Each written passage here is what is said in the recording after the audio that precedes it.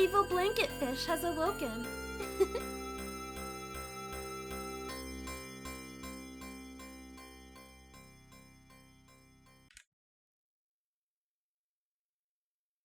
Okay. Looks like everything's coming in. So, we're live today, and we're going to be continuing with Sea of Stars, which we began yesterday.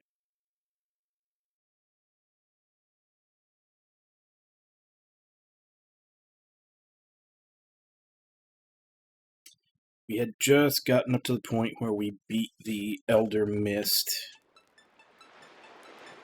Haven't actually left the area yet. Hey, Webon, how you doing?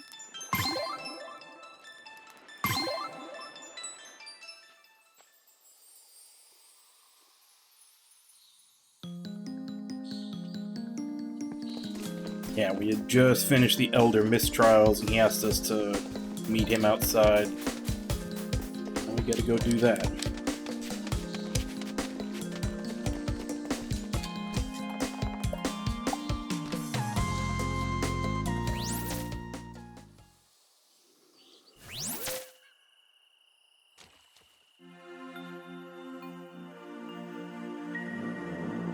Good morning. Time has come to begin your journey.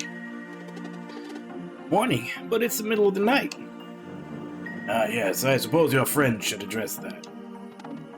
Address what? Bring us the dawn. We can do that? Well, all it takes for you to stand on a celestial rune. And then what? Something inside of you knows already. Right this way.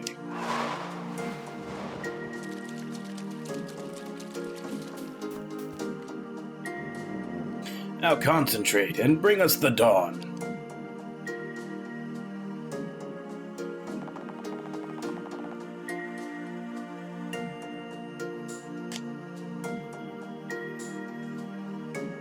Oh, not at the same time. Okay.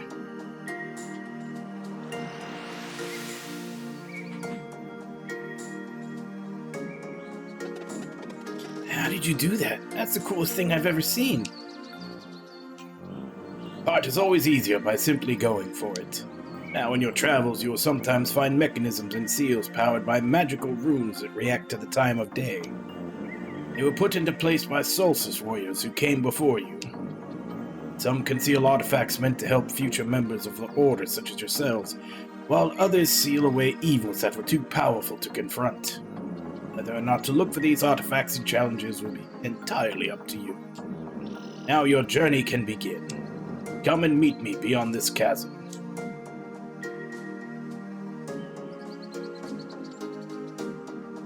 Yeah, it makes me wonder, are they actually, like, changing the rotation of the planet and completely fucking over everybody by changing it? Or are they themselves just getting locked into stasis, you know, and a sense of just, like, time is just passing and they're not noticing it?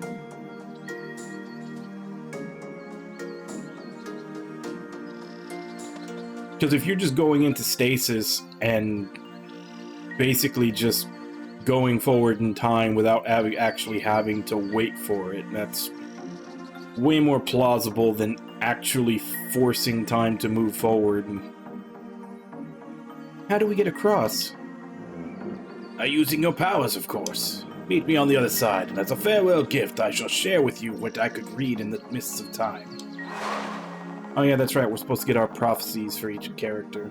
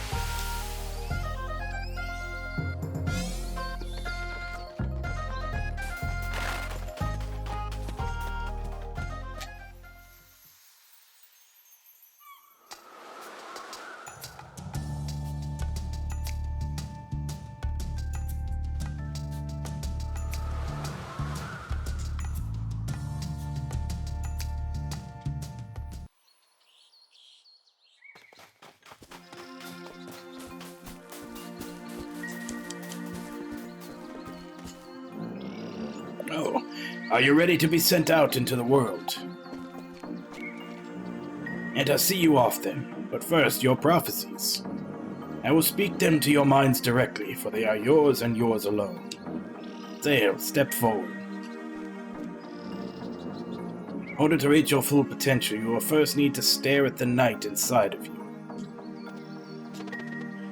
Thank you, Elder Mist. Belair, approach. Yeah, personalize. When the time comes, you will be the one to create paths on water. Understood.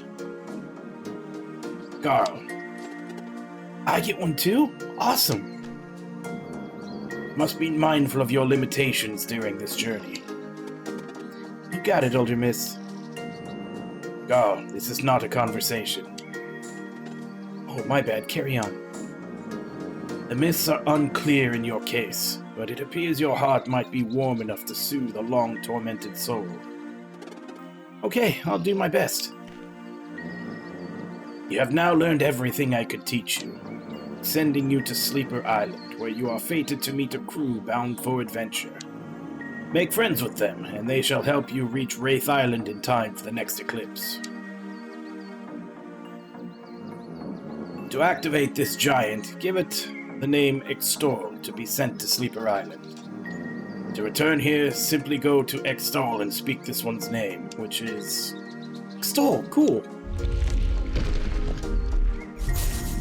Instructions unclear, lost forever. I suppose we won't be seeing each other for a while.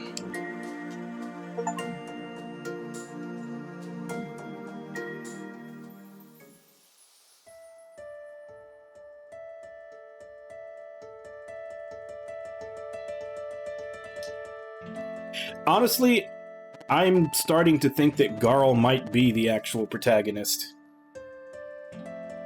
And so it was that Zale and Valere were sent off to begin their journey, with their best friend, the warrior cook, in tow. In their quest to get to Wraith Island in time for the eclipse, they would soon come to grips with two very powerful wizards. One by anger beset, the other of life bereft.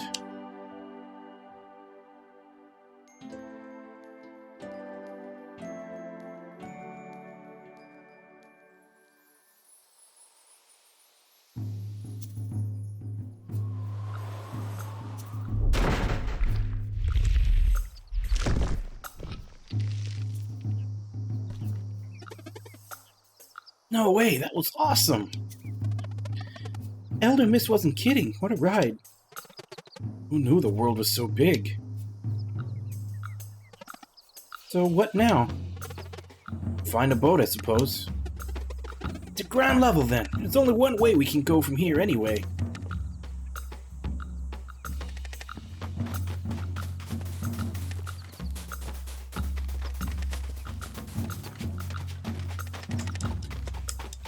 So the primary mode of fast travel is being tossed around by ancient golems.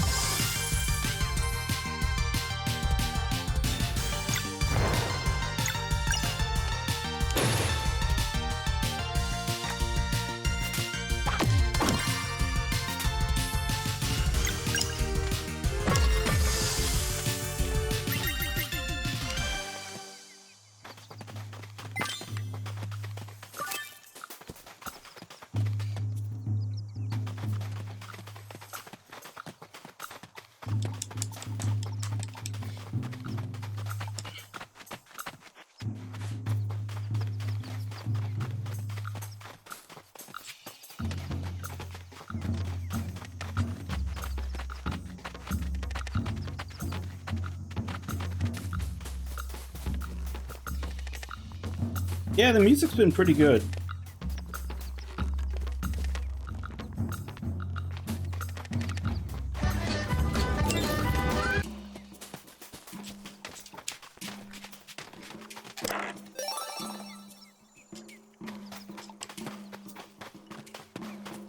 Okay, so rainbow conches.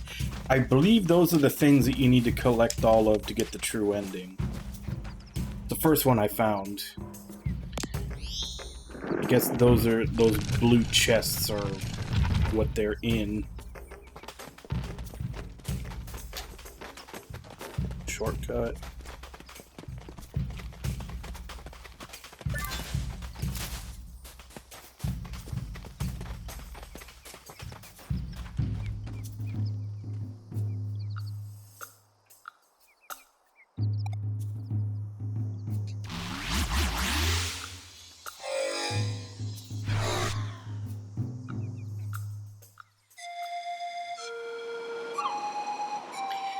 It's a little more colorful, but I'm still not sure if this is pushing it past what Breath of Fire 4 did.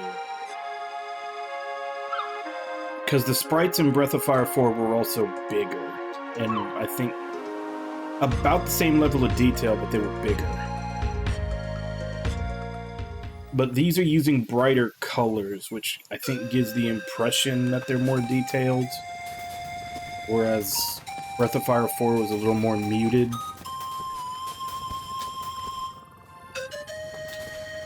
I don't know. You'd have to do like an actual, real deep analysis to try to figure out which one, if this actually is better sprite art than that.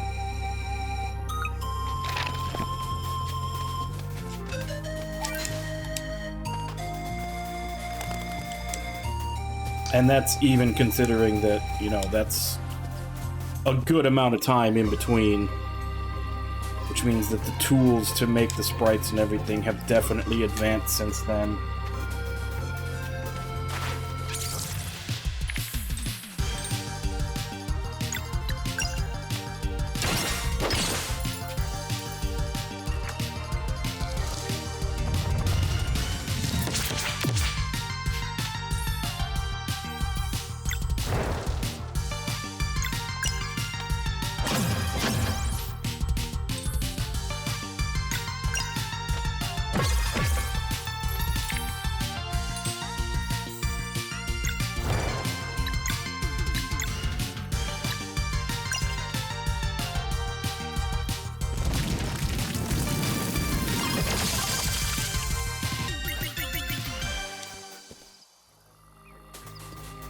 Hey, Ragnar, how you doing? Surface feels fragile. Probably break if we jumped from high enough.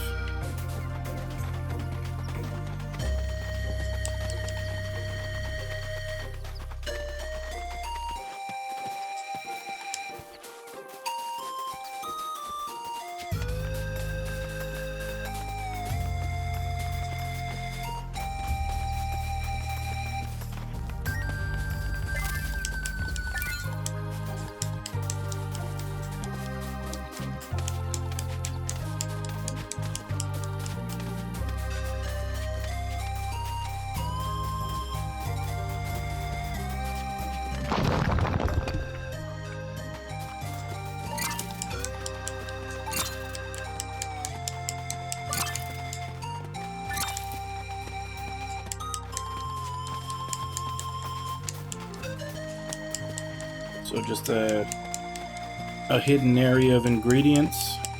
Let them continue on.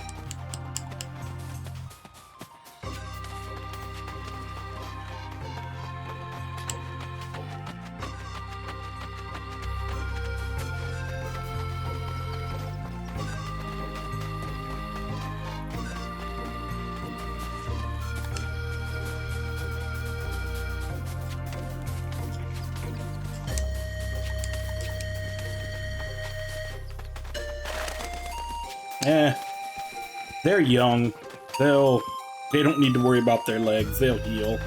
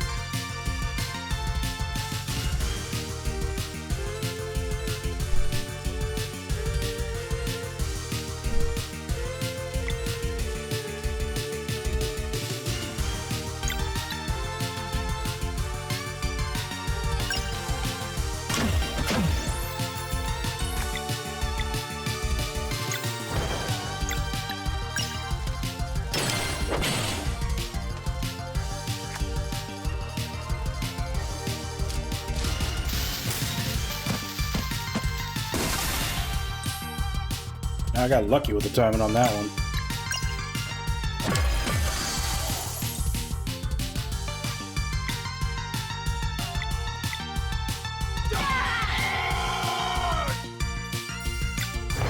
There's no dodging in this game, it's all blocking.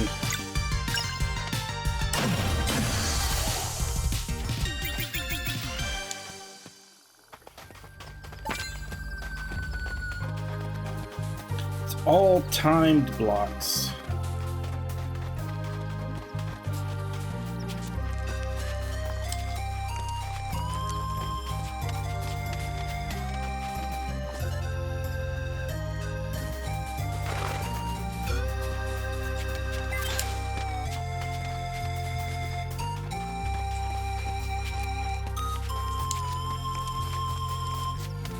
No, not QTE, because it doesn't give you any prompt. You just have to kind of guess when it's about to hit you. A lot of enemies have, like, delayed animations to throw you off.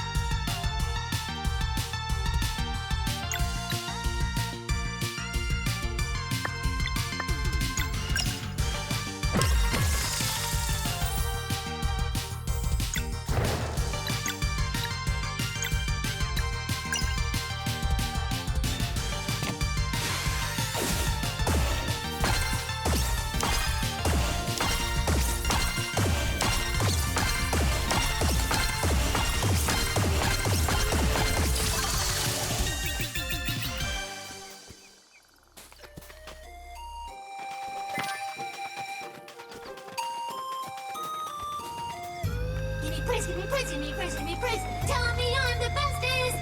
Hop on my back and let's fly through the sky. Hey, War Panda, thank you very much for the resub.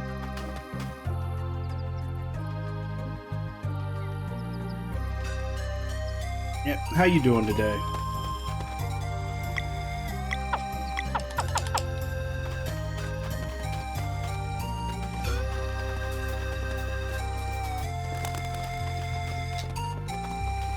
And Jigs, how you doing today? Other than eating 3 hard-boiled eggs.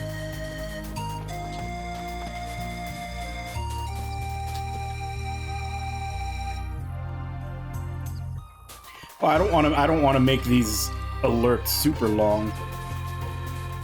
I just needed a visual to go along with him singing the song, and the actual part in the game where he does it, where he's basically just flying forward, you know.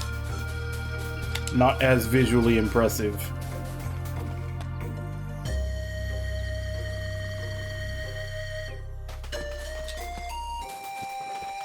Yeah, it's going pretty well. It hasn't gotten cold yet, you know, since we're in winter, but it is cool.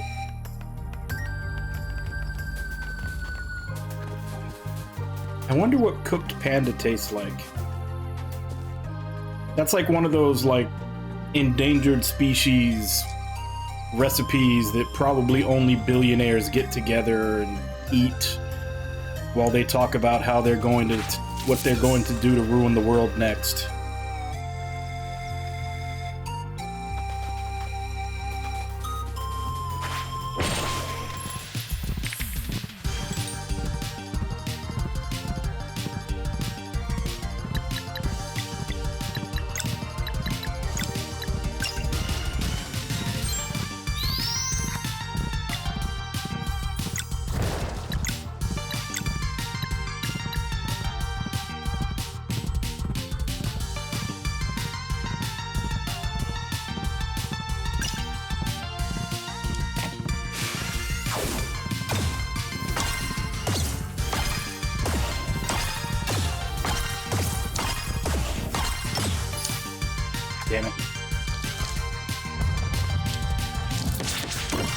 I was so focused on making sure that I got the 3 hits to stop him that once I got them, I kind of checked out mentally.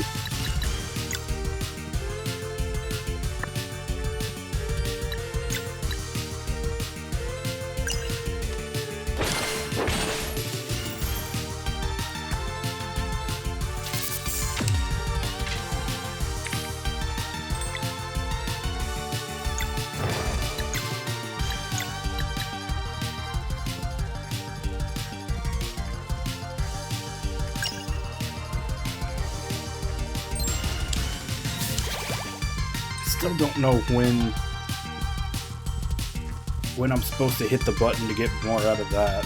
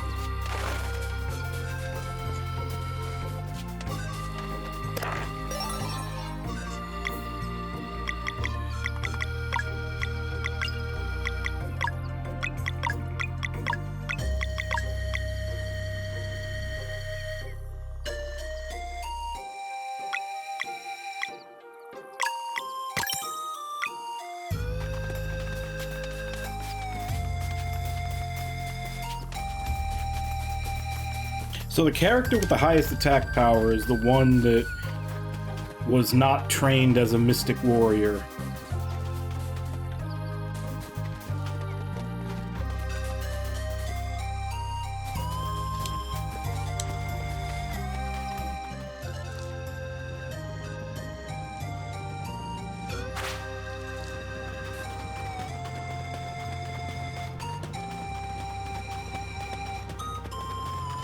And let's see how persistent the monsters are.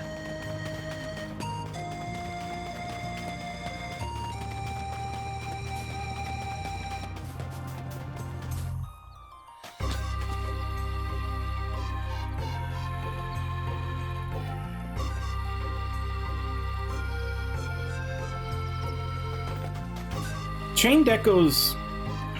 Obviously, I can't really give a comment on this one yet since we haven't seen much of it. But Chained Echoes it felt kind of normal for most of it, but it did have some standout songs. Like, even though it was only used for a joke, there was like the death metal snail race song, the the song whenever you were getting one of the class items was pretty good. That one was more of a hard rock also.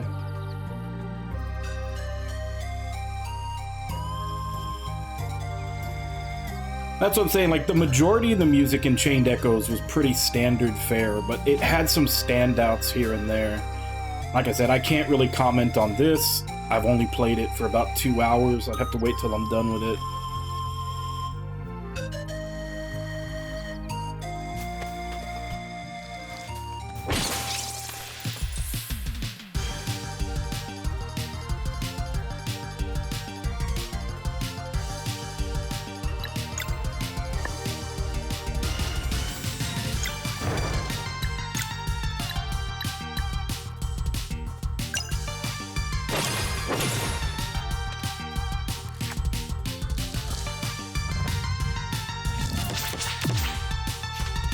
I don't have the timing down for that.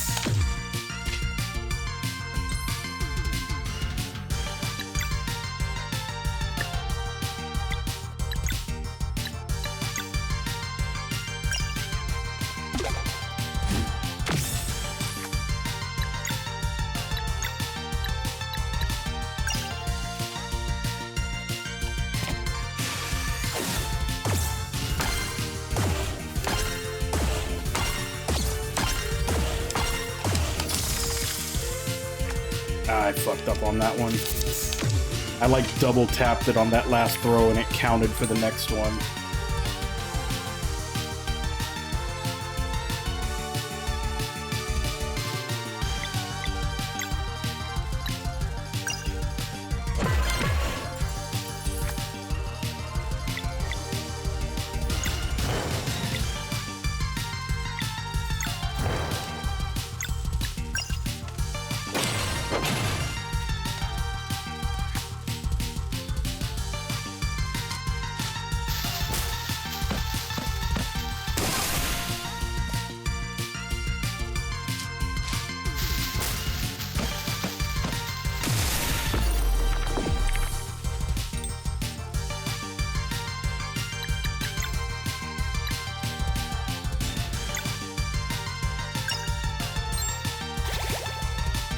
Sucks that I have to use this during a random encounter.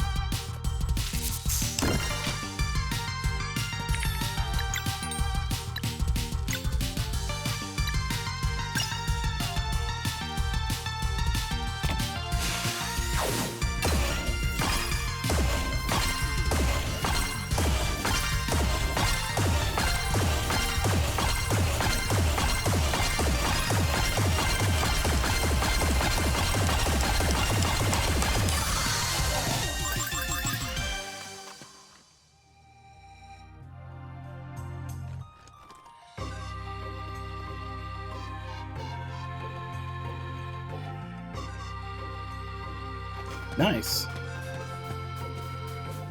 Which is funny, because even though it came out way earlier, I think the Chained Echoes physical hasn't even come out yet.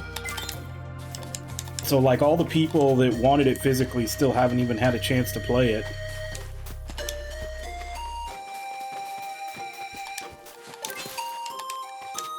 Like, I think it got delayed so that they could put in the patch to change, like, the way the crystals work, which, honestly, you can just ignore and still get through the game.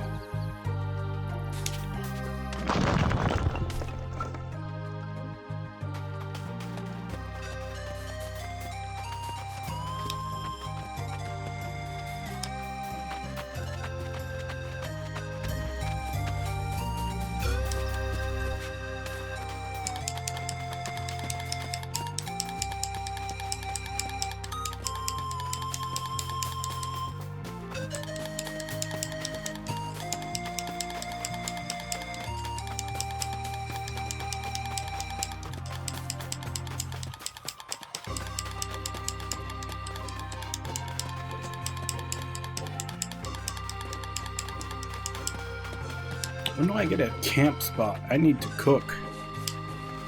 Let me cook.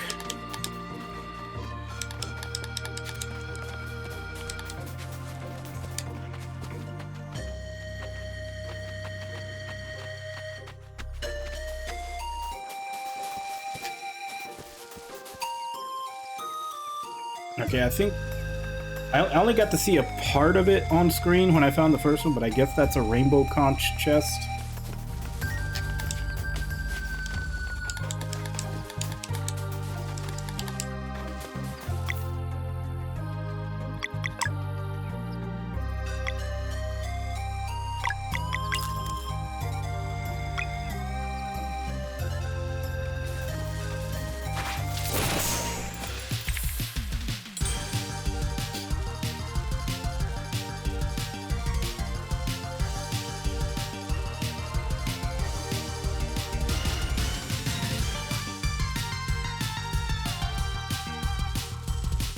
Yeah, I played CE on Game Pass. At some point, I need to buy the full game just to show support.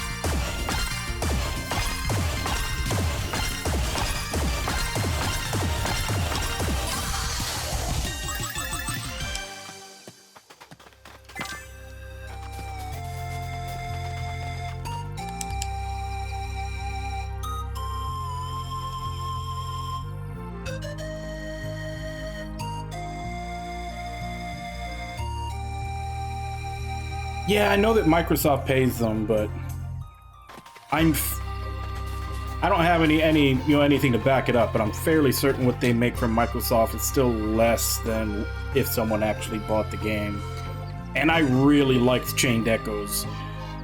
Like, I like it to the point how I get into arguments on Reddit every time someone says that the story was bad. That's how much I liked it. So I feel bad that I haven't actually purchased it. I get they get some money from Game Pass. I'll probably get it when I do end up buying it. I probably will buy it on sale, but I still feel like I should buy it.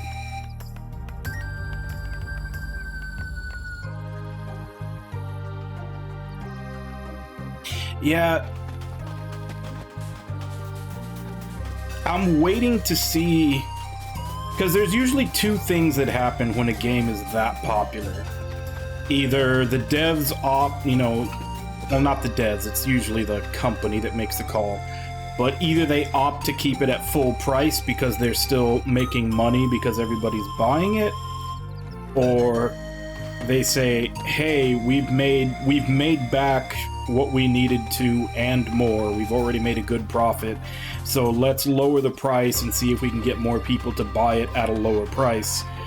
So I'm kind of waiting to see what happens with Baldur's Gate 3, but from everything I've seen, I kind of do want to play it. And that's considering that I usually stray away from anything that's trying to be D&D in video game form, because then it just makes me want to play tabletop D&D, because there always comes a point where there's something that I would think to do and the option isn't in the game. Hey Kaz, how you doing? I look forward to seeing you play Chained Echoes. Because like I said, I really enjoyed the story to the point where whenever I see someone bash it online, I feel the need to defend it. And 9 times out of 10, they weren't paying attention. There are a couple of points in the game that are a little iffy. Like, there's a couple of points that kind of border on edgelord, which I'm usually okay with. I'm kind of an edgelord at heart ever since I was a teenager. But other than that, I feel like it was really well put together. It all came together while still leaving stuff for the sequel that the developer has already said is coming. No, but for Baldur's Gate 3, I mean for them to lower the base price. Like, when something gets, like, that's what I'm saying, when something gets that popular, either they keep it at full price because they're hoping people will buy it anyway because of its word of mouth, or they figure, hey, we've gotten, like, everybody that wanted to buy it at full price is gonna buy it, let's drop the price and see who else wants to get it. So you get a lower base price and then with a sale on top of that. And I don't want to buy it right now because I'll feel like an idiot if that happens and I bought it at full price, even if it is on a sale.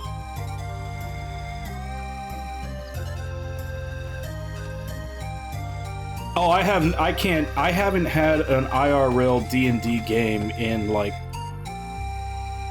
15 years.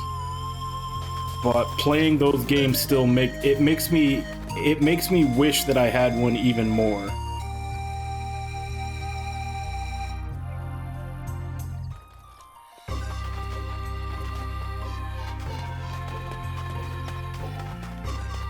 Still don't know what I'm supposed to do to get up here.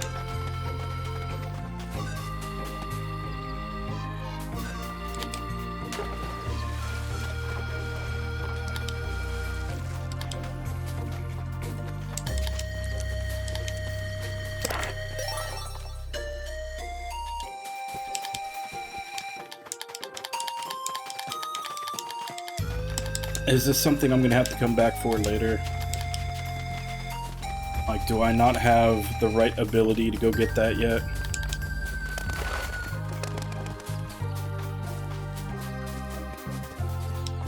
At least I get to cook.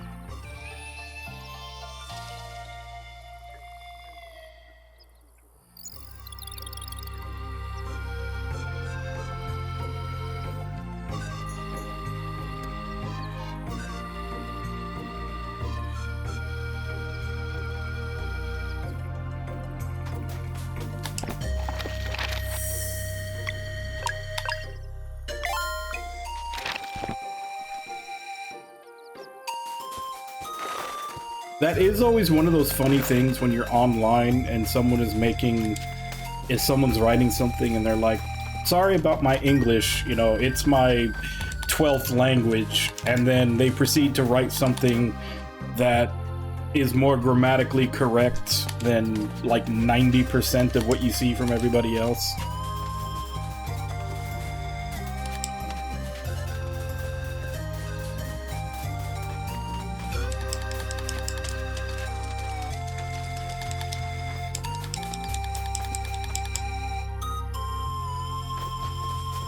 Like, there was a comedian that had a bit kind of about that, like just immigration in general, where he was talking about how that, like, people from other countries that are, like, well-studied and well-read should be able to come into the country and challenge someone that they, like, just find like a piece of shit and challenge them for their citizenship. It was like, we could have an all-star country if we did that.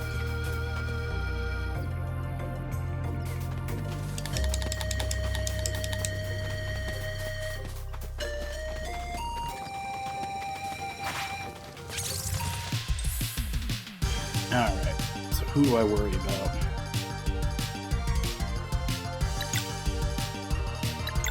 Probably kill both of these with this.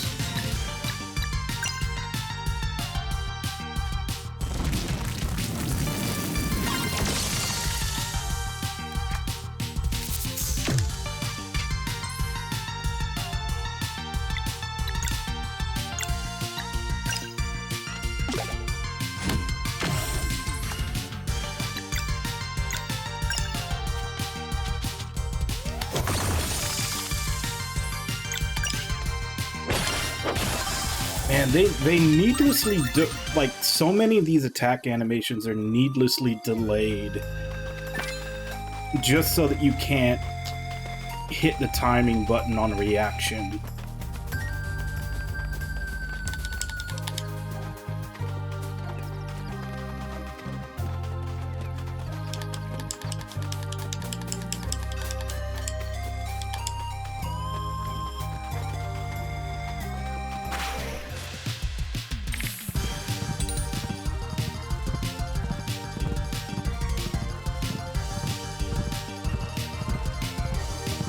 So I can't stop both of these.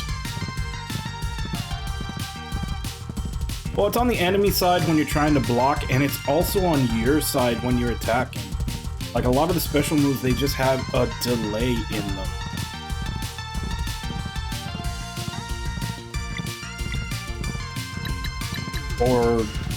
And they either have a delay or they have like an ambiguous point that you're supposed to press the button. And like I said, the relic to tell you when you got it right is nice, but that doesn't help when you're still trying to figure out when to press it. Like, his heal, I still have no idea when to press the button. I've tried when he pulls the item out of the bag, I've tried when he throws it, I've tried right when it hits the person, and none of those seem to work.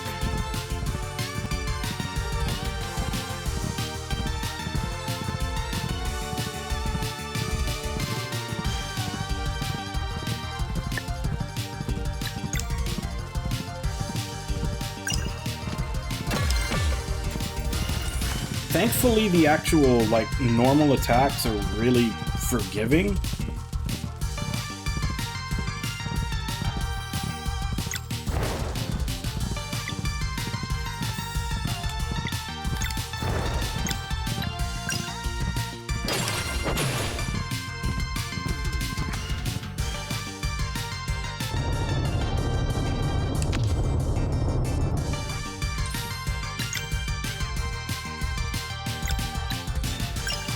Like this, she holds this stance.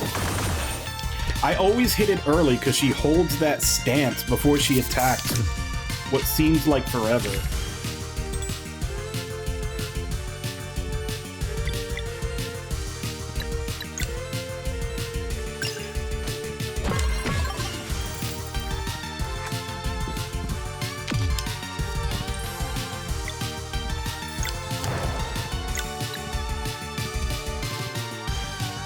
Oh fuck, this won't do it.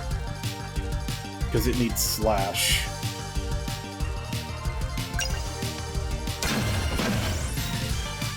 At least it dropped the power of it a little bit.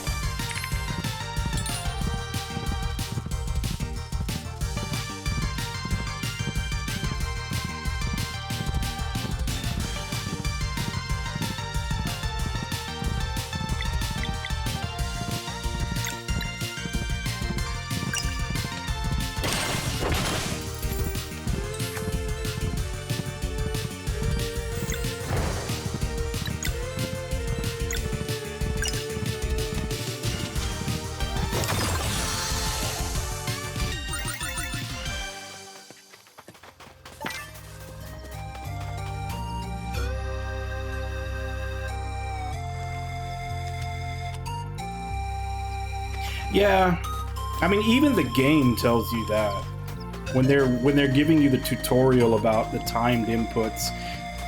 Even there, it says, you know, don't feel bad if you can't hit them. They're not required. It's just, you know, extra. But it's just still kind of frustrating when you can't hit them.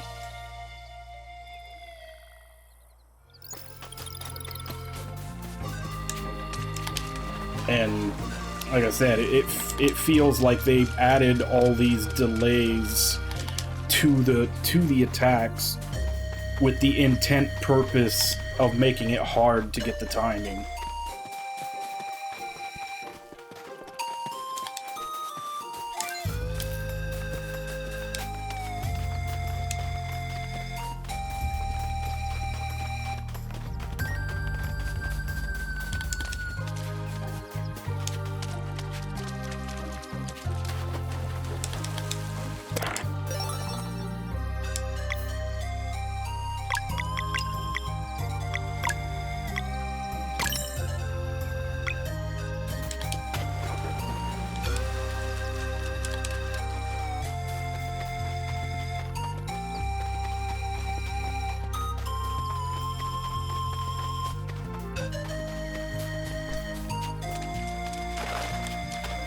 Also, Ragna, if you're watching right now,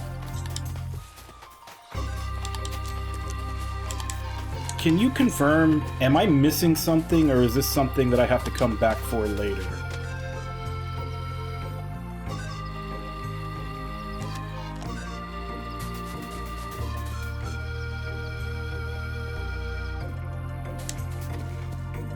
Okay.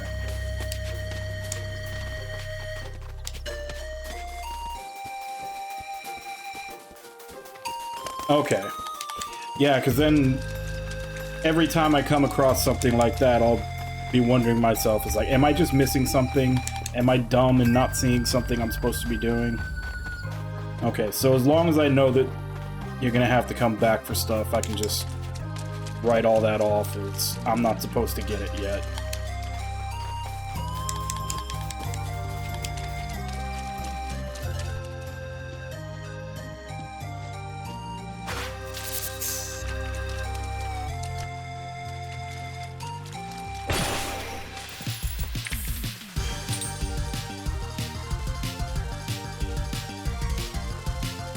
Definitely not stopping all of those.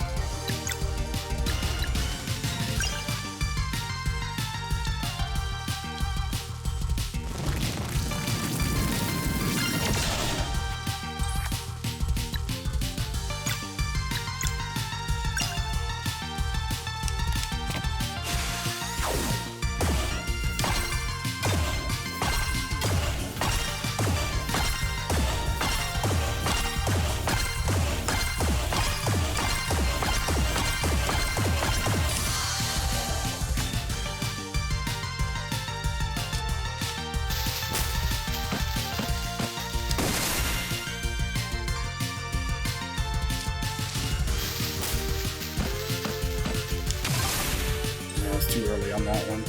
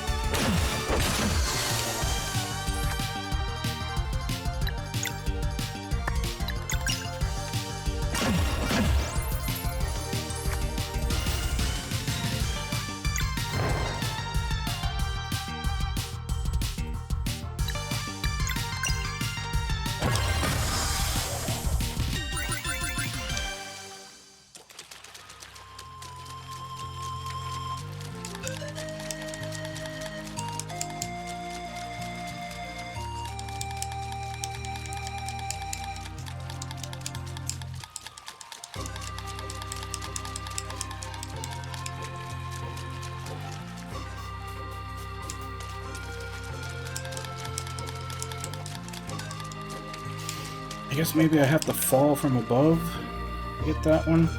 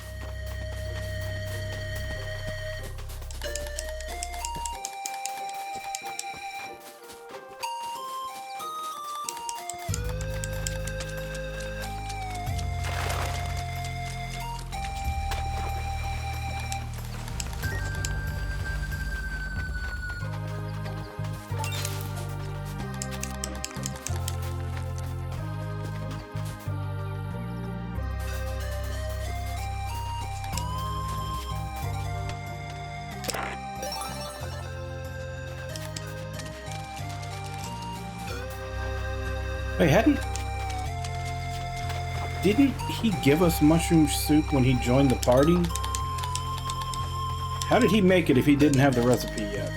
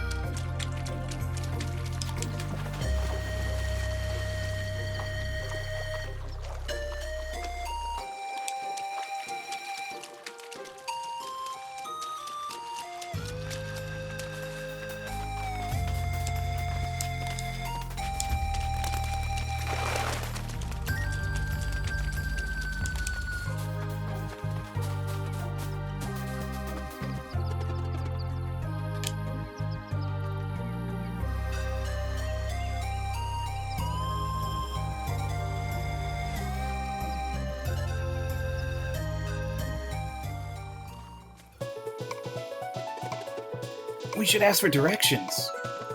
She looks busy. I'm sure it's fine.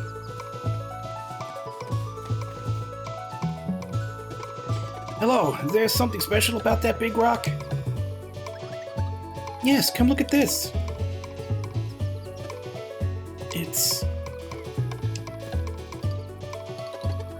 This looks like... Nah, it must be in my imagination. So, what are those? Fascinating is what they are. These runes are the oldest form of writing known to us. Who's us? Traveling historians, of course. Or at least what's left of them. No way, you're a traveling historian? Nice to meet you, my name is Garl. Nice to meet you too, I'm Teeks.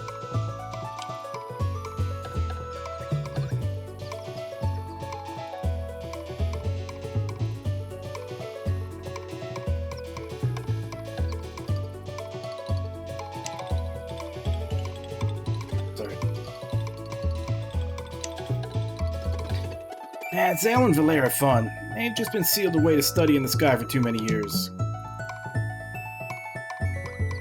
For a second there, I was just fixated on the... At first, when I saw her name, for some reason it popped in my head. That's steak backwards. It's not steak backwards, but it is an anagram of steak.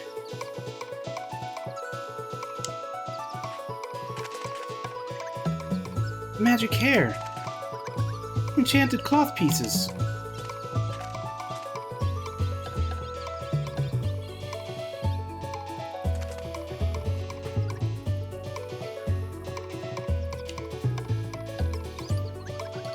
You're solstice warriors. I knew it. Adventurous spirits, fated to unravel mysteries unknown, fearsome in battle, and encounter countless forgotten artifacts. A traveling historian's best friends. I mean... well, someone's excited. We thought Garl was something. Hey guys, Teeks has an offer for us, and I think it's worth hearing her out. Sure, what's up? I'm not sure how to explain it properly. It's about my book. Why don't you eat with us tonight, Teeks? This place is perfect to set up camp. Oh, well... don't be shy. We're happy to have you. Yeah, plus you have to try Garl's cooking. Okay, thanks. That's it. One stew coming right up.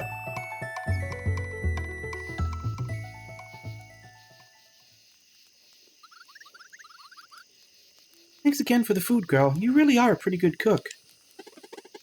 Glad you liked it. You're welcome to join us again anytime.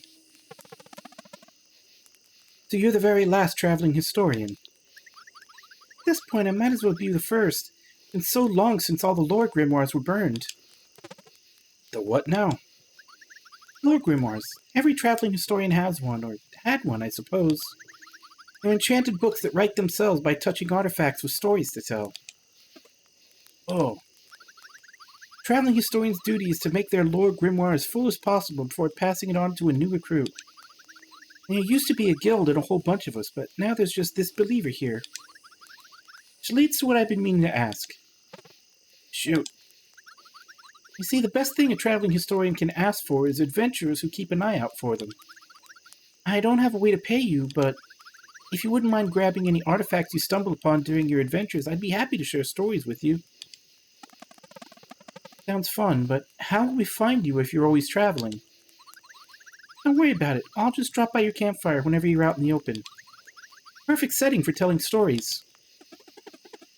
Story time by the campfire. Sign me up. Great, just bring me any artifacts you find and we'll see how my lore grimoire reacts. How many stories do you have so far? Just the one. It was empty when I found it, but that's okay by me. I plan on discovering enough to fill an entire volume. That's the spirit. This first story wrote itself when I stumbled upon a very old pirate earring. That's when I knew it was holding a real lore grimoire. They were thought extinct. What's the story about? A ghost pirate ship called the Vespertine. Ooh. I can read it for you if you want. Feel free to ask.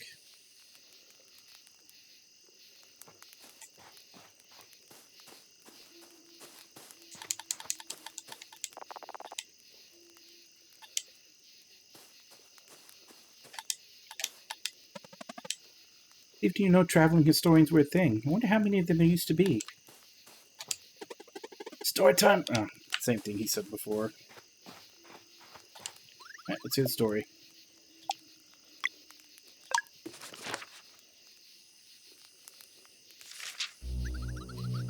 Of all the recorded hexes and acts of bewitchment, few are as dreadful as the curse of the Vespertine.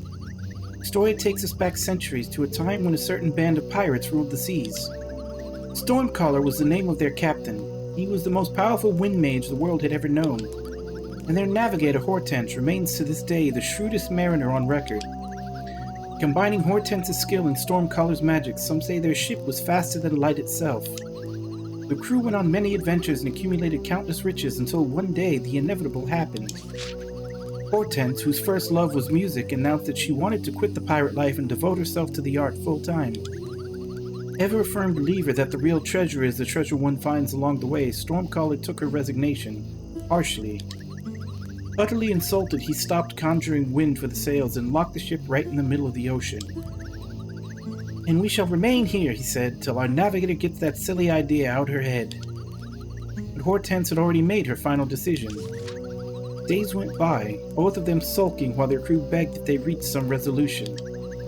First they ran out of patience, then out of food, and eventually out of drinkable water. Then one day after sunset, the pirates, driven mad by hunger and thirst, mutinied and made their captain walk the plank. And as he sank into the abyss, Stormcaller cursed his crew and conjured an eternal prison. In the Sea of Nightmare, he would channel a deadly storm for them to endure forevermore. Over centuries, the crew members lost their minds to the ghastly place until only Hortense remained. To this day, the battle goes on in the Sea of Nightmare, Stormcaller's hatred pitted against the navigator's sheer will. Some say Stormcaller's fury will one day sink the ship, while others believe he will eventually bow to the indomitable Hortense. Legend has it she gets a short break once a day, but for but a few seconds, at the precise time the curse was first conjured. Countless sailors and fishermen have since reported sightings of the legendary ghost pirate ship that appears at dusk. They call it the Vespertine. While some have half a mind to climb aboard in search of treasure, most avoid sailing at dusk for fear of being sucked into the Sea of Nightmare. The end.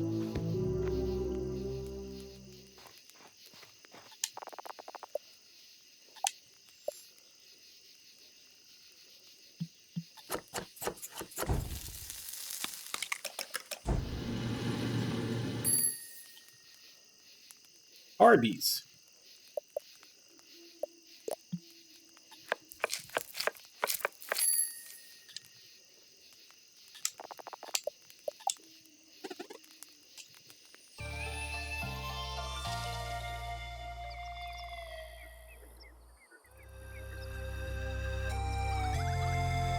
A boat ride to Wraith Island? That might be a challenge given the situation with the lift. Probably nothing you can't figure out. Which way is it? East of here, along the path. Mind if I stick around for now? We have the same destination. More the merrier. Joins the cargo.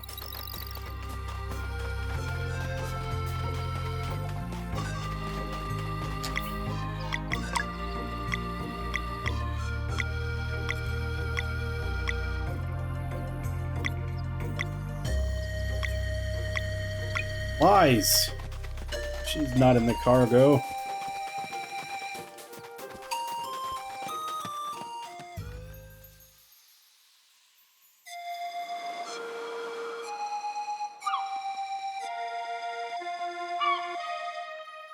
And more fishing.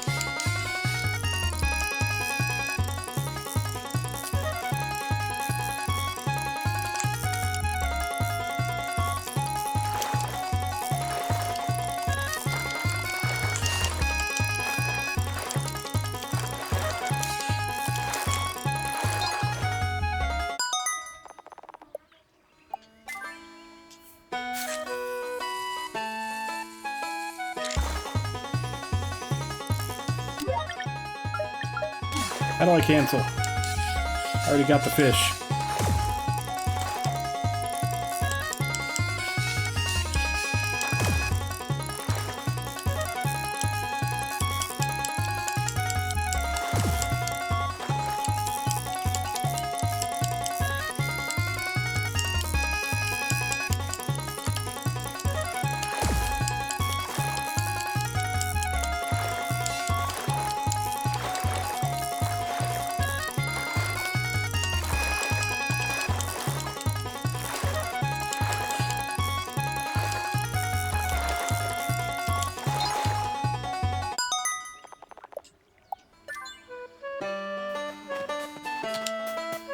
Yeah, got all of them.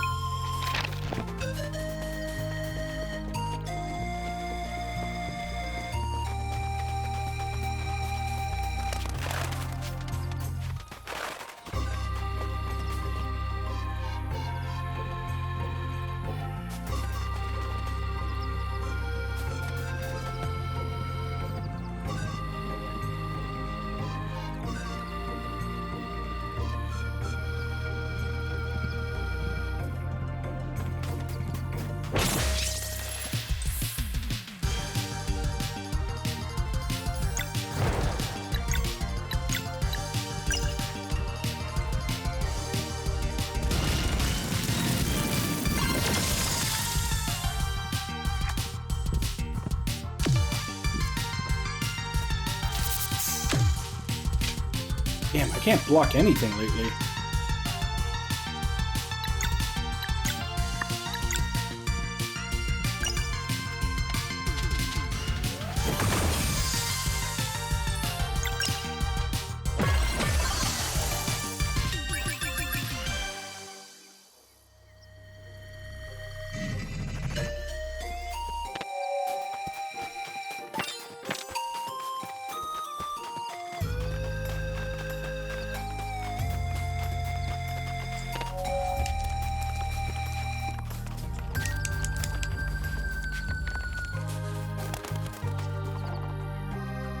Mountains are nice.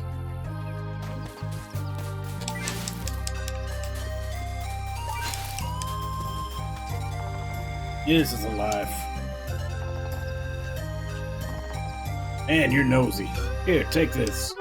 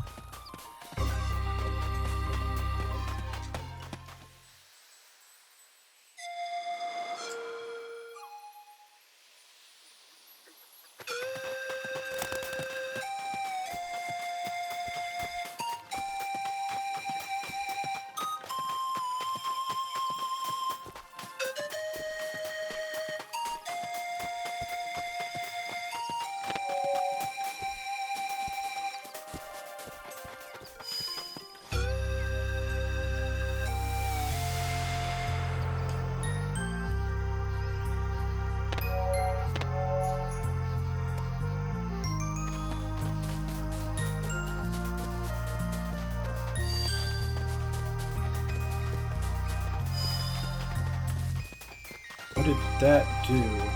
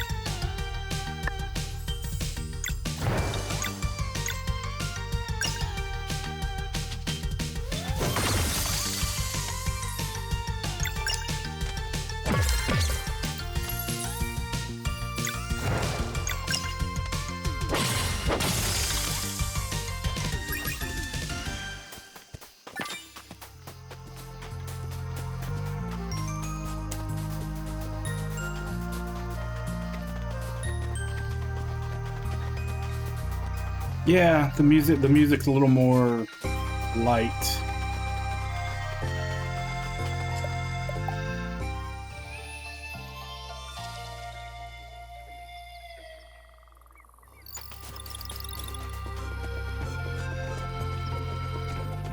Still have no idea what the hell this thing does.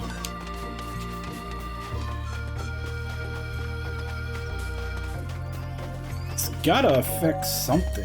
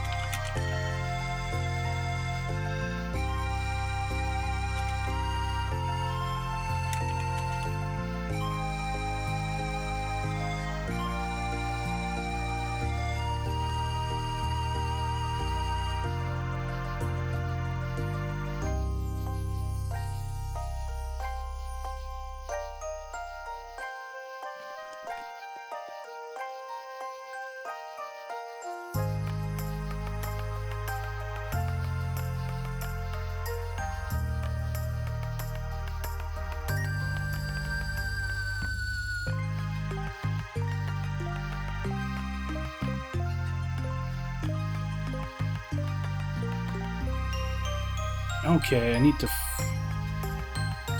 to fill them all.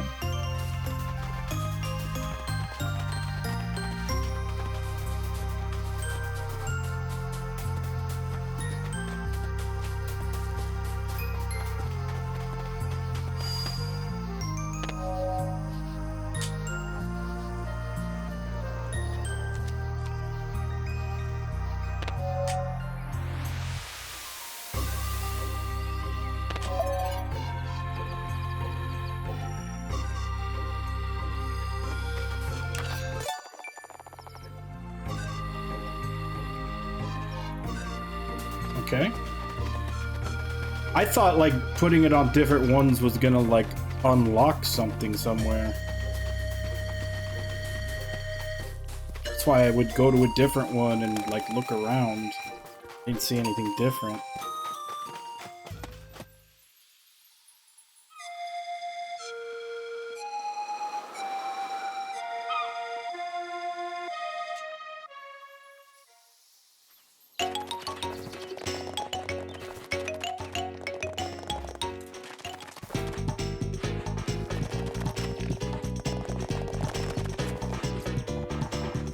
The Elder hasn't returned!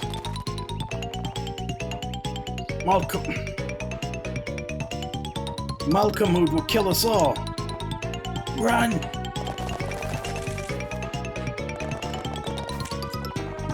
Who are you? Have you come to save us? Well, of course, they're Solstice Warriors. Carl, it's true, no? We should help if we can. What's the matter? It's Malcolm, the Earth Elemental Wizard. Okay, so it's not Malcolm Mood, it's Malcolm Mud. We're just a peaceful little outpost taking care of the mine's wind tunnels. It's our job it is, to keep them unobstructed so that the wind can play the melody for the sleeper. But now Malcolm Mud has taken over the mine, so we can't go in anymore. And if the sleeper wakes, it will be the end of the world. What's more, he clogged the tunnel powering the great elevator's windmill, so we can't even go to Brisk to ask for help. If this continues, Malcolm Mud's minions will start pouring out of the mines and... It's okay, we're here to help. What happened next? The Elder went in to try and stop him, but it's been so long. Where's the entrance? Just up there, at the top of the outpost, but Malcolm Mud is very powerful. Don't worry, we'll find your Elder. One evil wizard going down. Oh, what luck, thank you. Everyone, stop panicking!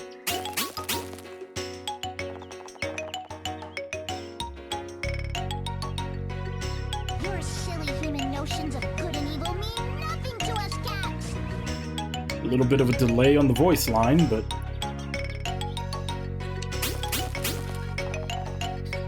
The Elder will return! Malcolm won't kill us all!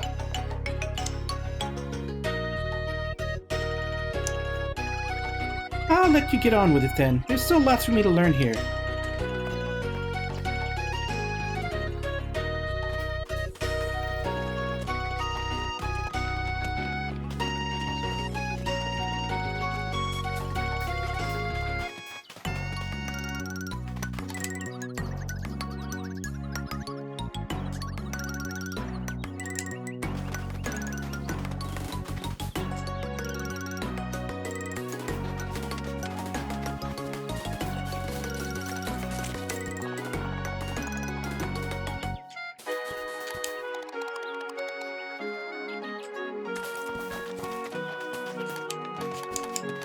Yeah, so far it seems like a lot of the naming in this game is kind of on the nose.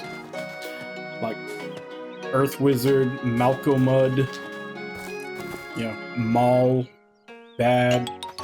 I don't know what the co would be, but Bad something Mud.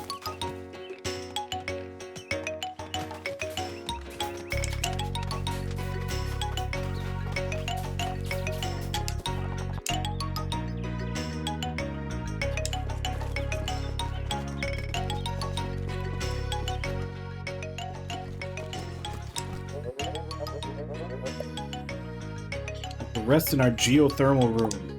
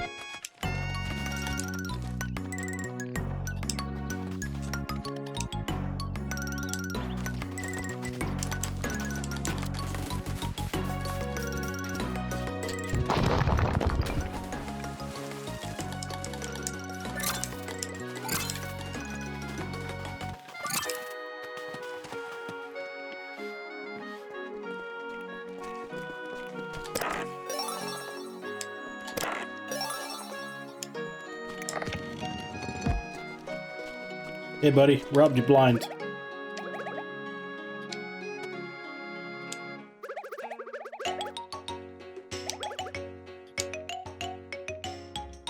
Payment for what?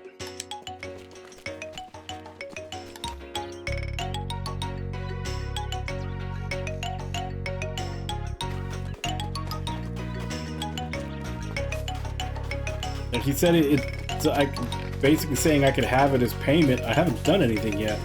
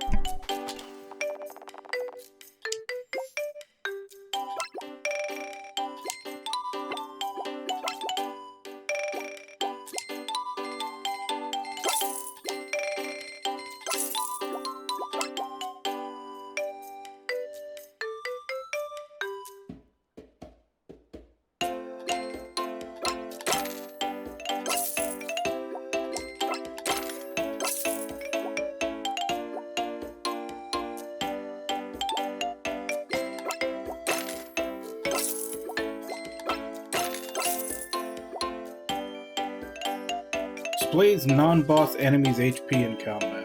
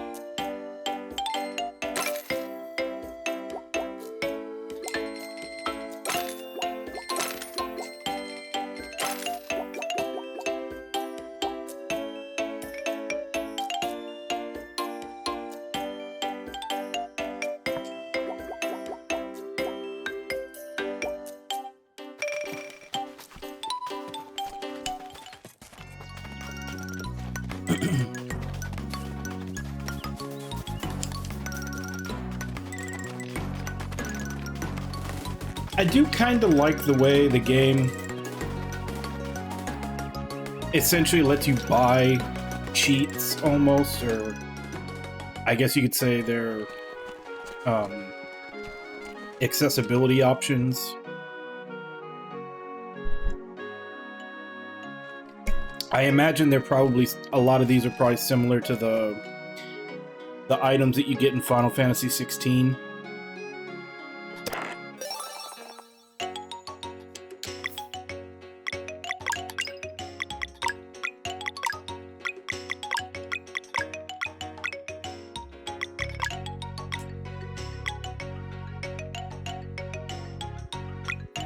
Okay, so that's a relic.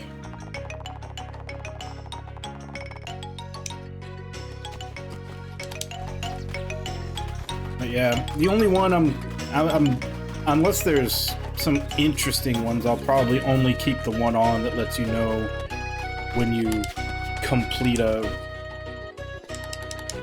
timing thing correctly.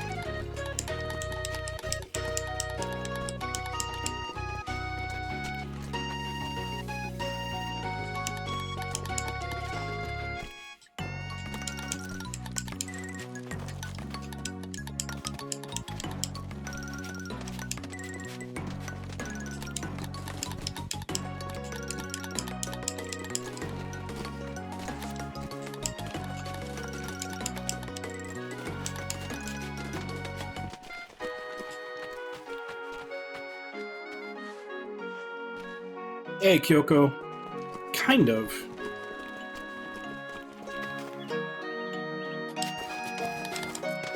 I heard a little bit about it.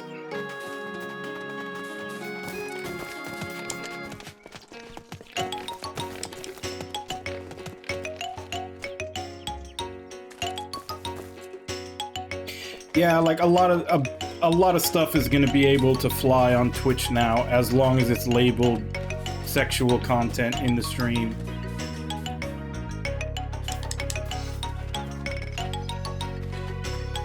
Just means they won't be shown on the front. They won't have a chance at being shown on the front page.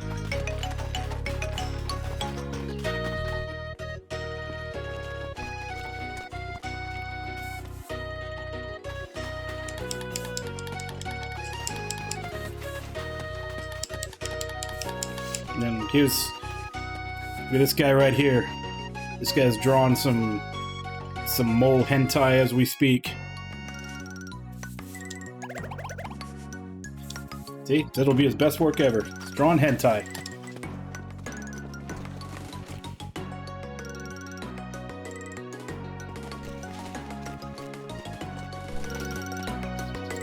Yep, in lieu of these new changes to Twitch, I want to announce my channel is going to be a hentai game only channel from now on.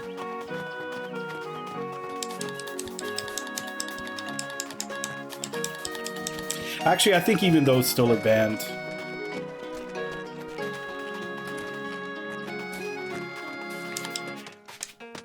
I think they said that it's even if the entire point of the game is nudity, it's still not allowed.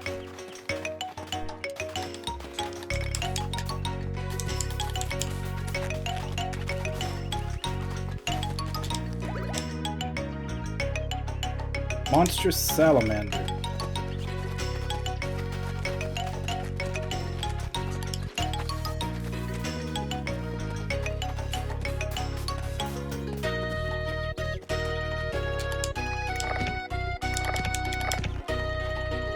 I guess that's the lift that's not working because of Malco Mud.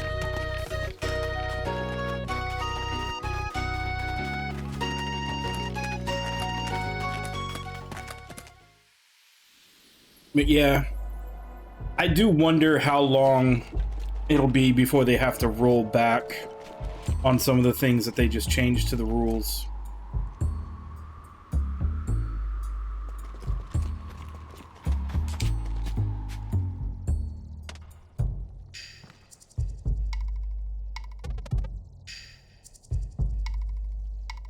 Damn. So is Twitch trying to get some of that OnlyFans money? Are you the Elder? I am, and you are? Solstice Warriors, we're here to confront Malcolmud. Hi, how wonderful. What can you tell us about the situation? Not much, I'm afraid. I was simply trying to get away from the noise of all this panic when everyone started cheering as if I was going in to fix the problem. So now I'm stuck here, equally afraid to venture forth as I am to return to my people without a solution. Don't sweat it, Elder. We got you. I certainly hope so. Be careful in there. Malcolm Mudd is one mighty wizard. He's gonna turn out to be a total joke, isn't he?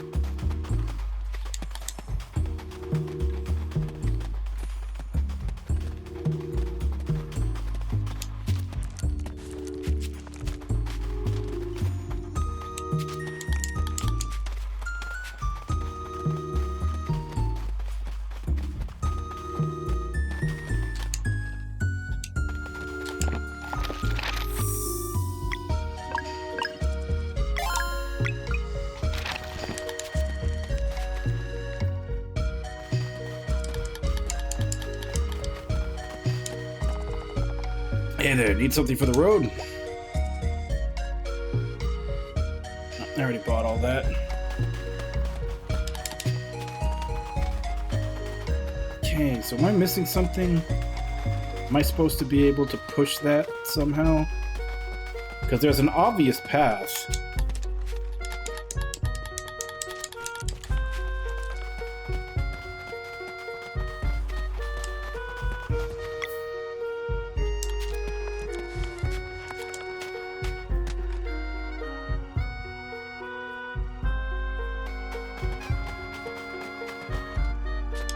Yep, the possibilities are endless.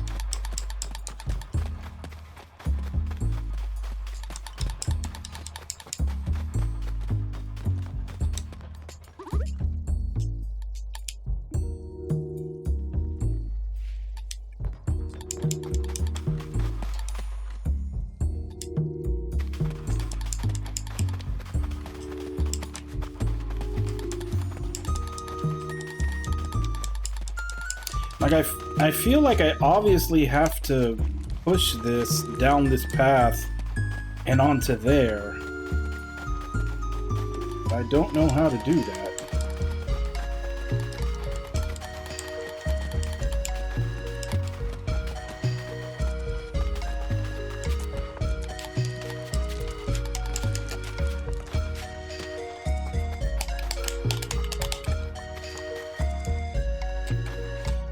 I am pressing all the buttons, but nothing will actually let me move this thing. I can just climb on top of it.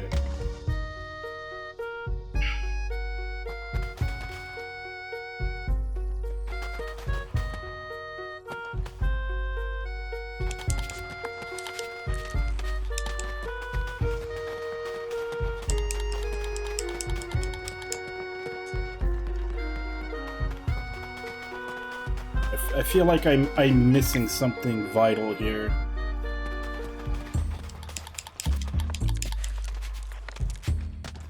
Alright, back to the FAQ. What am I supposed to do here?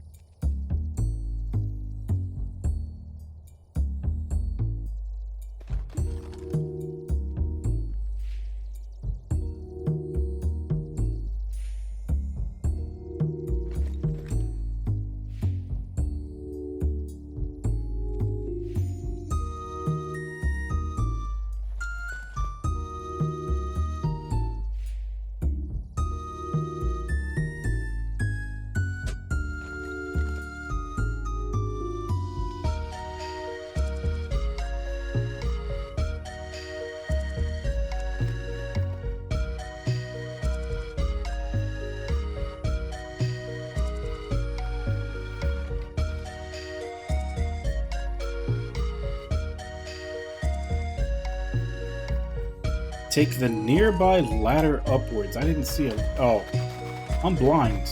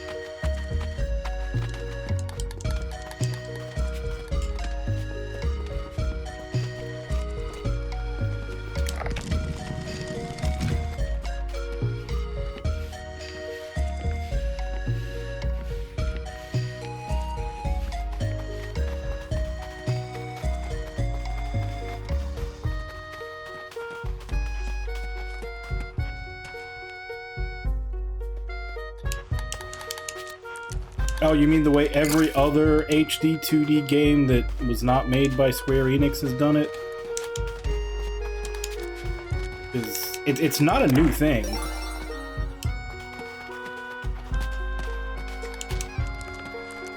I mean, honestly, I'd say the first games that probably qualified as HD 2D were fighting games.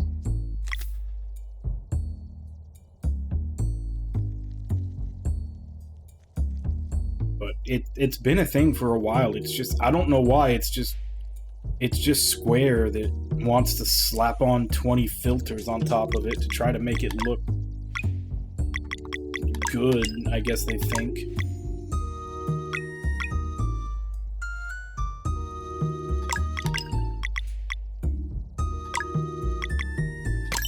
So you seem to be the one getting hit the most.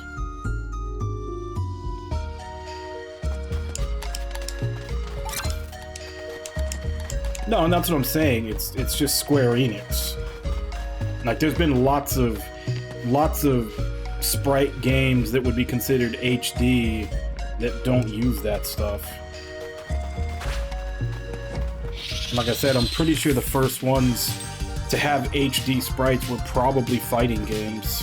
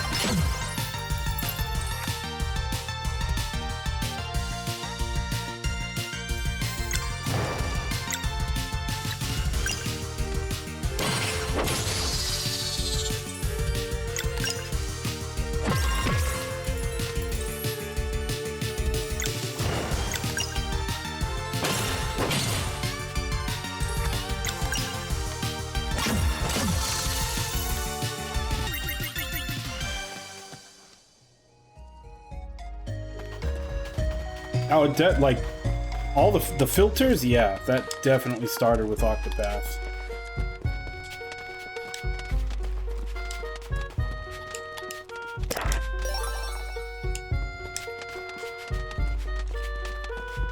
Then Octopath just ended up hitting so big that they're just copying that formula.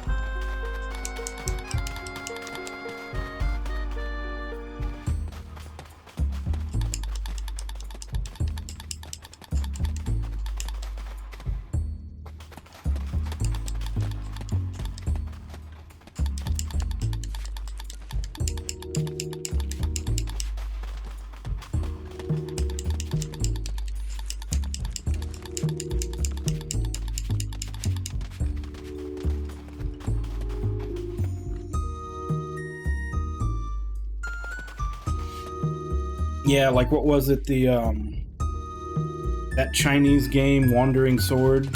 It uses the same filters.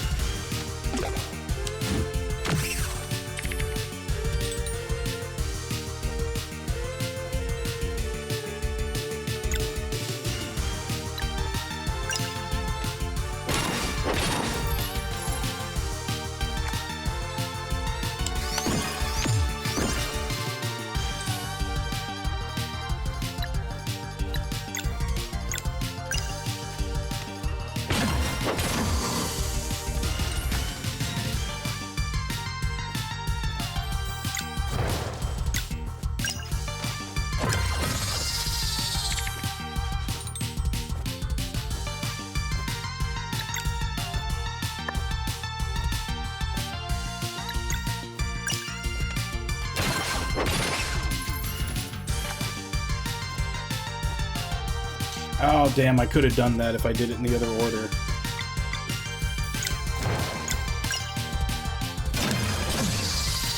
Still killed it.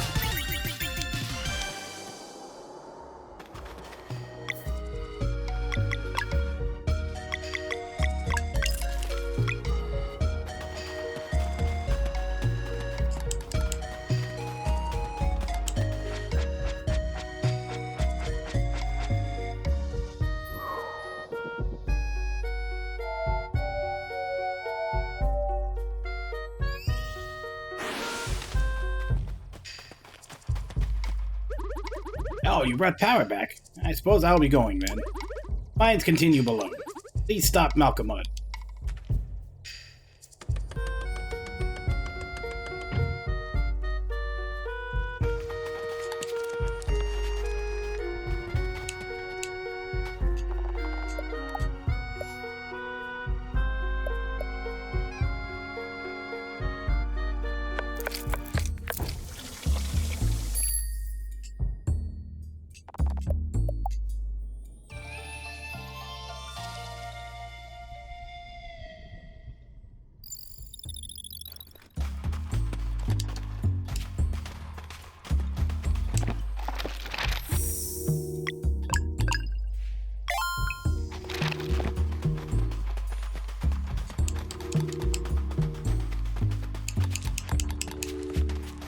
Okay, that's going, but that still doesn't change the problem from here.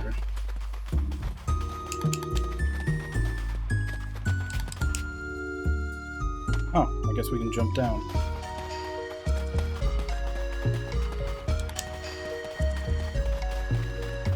Yeah, I'm starting to be on Wabon's side with this. These kids are definitely going to have no knees by the time they hit 30.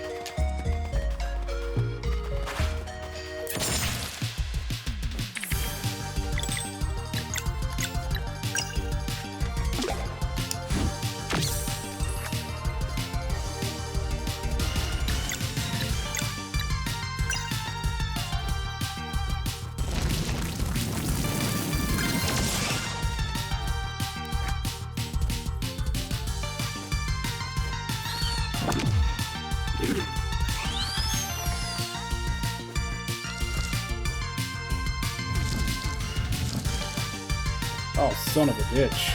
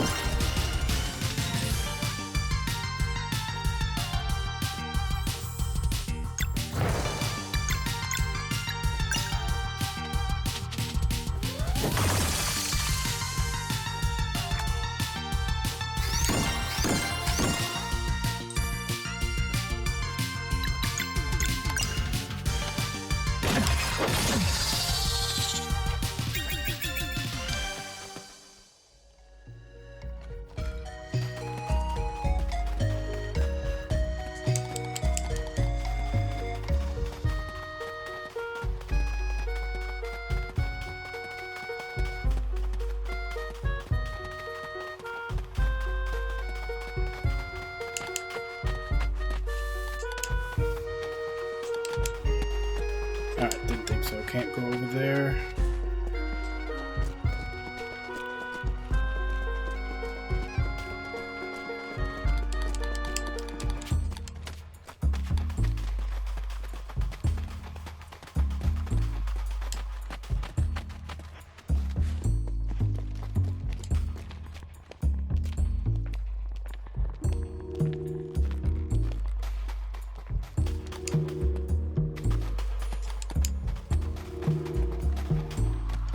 It's another thing that I should be able to push, but I can't for some reason.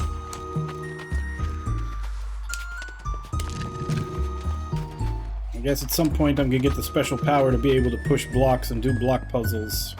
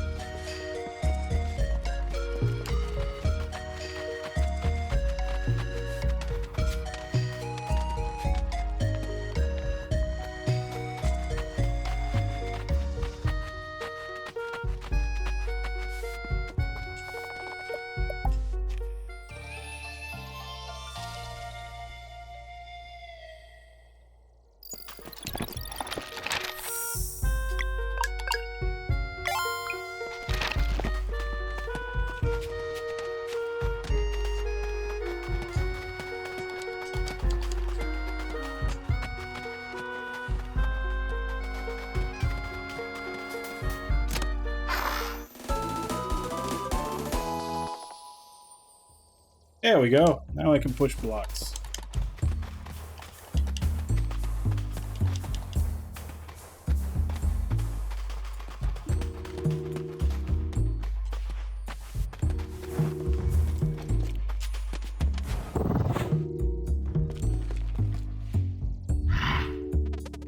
What was that noise? Something's coming.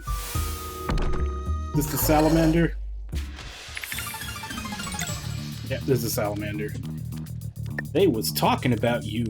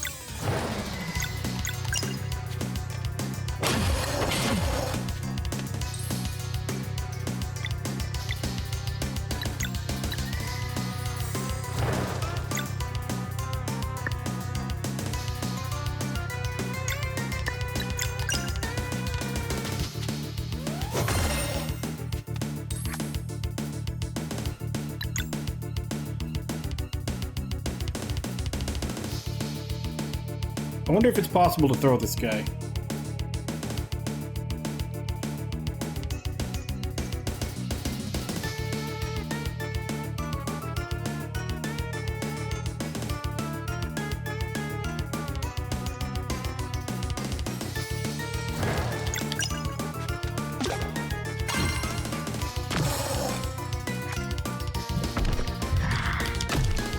Seriously, what does Garl bench? Dude's a Chad.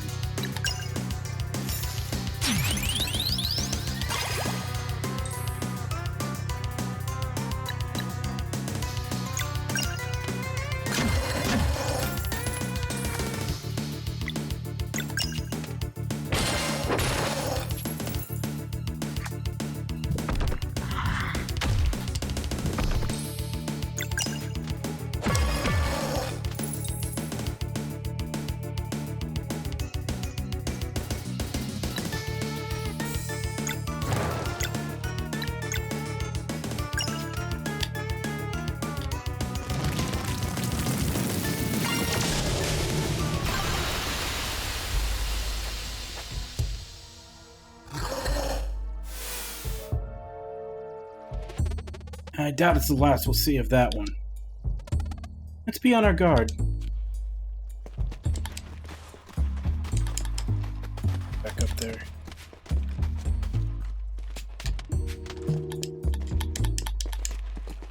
Wait, why can't I jump back?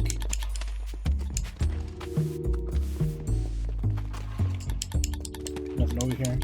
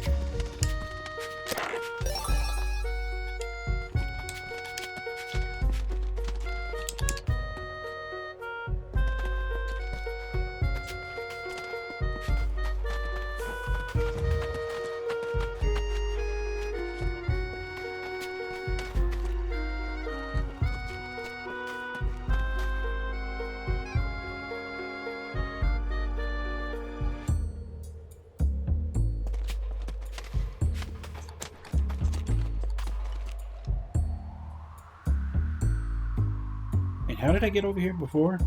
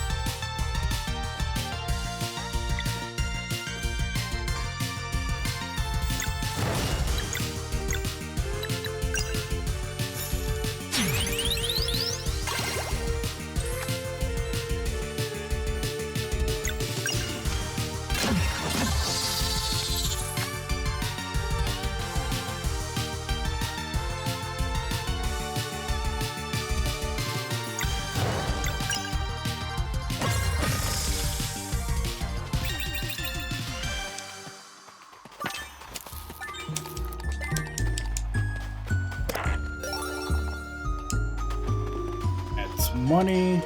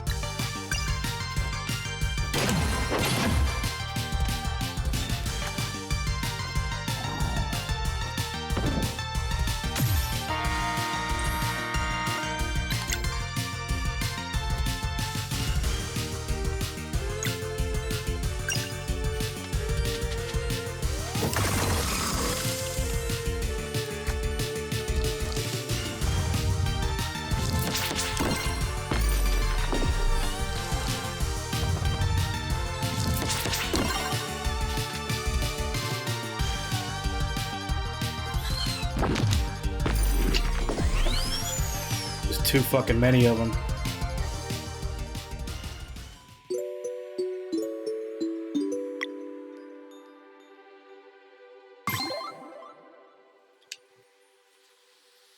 Alright, well, with that little disappointment, I guess I'll go ahead and go on my break.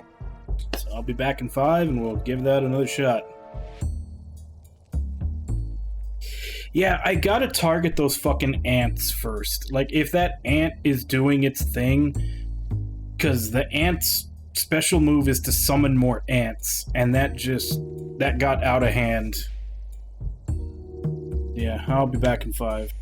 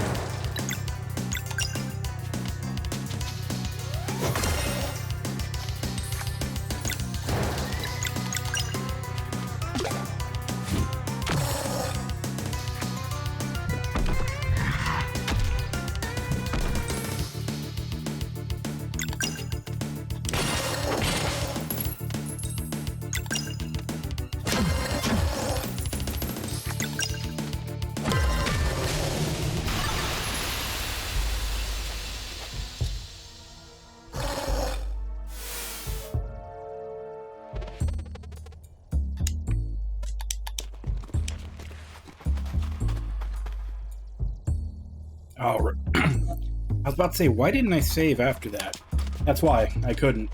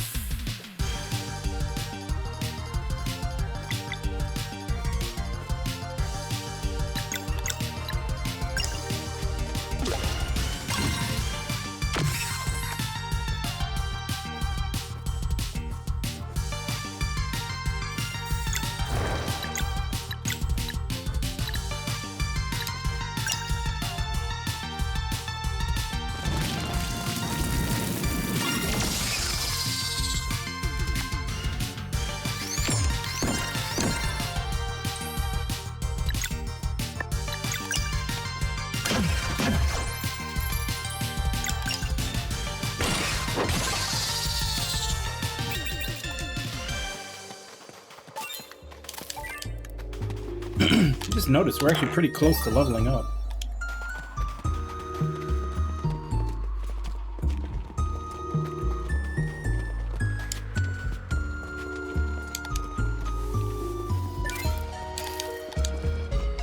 Alright, so this is the fight that killed us last time. I should probably at least make sure I'm at full health before I go in.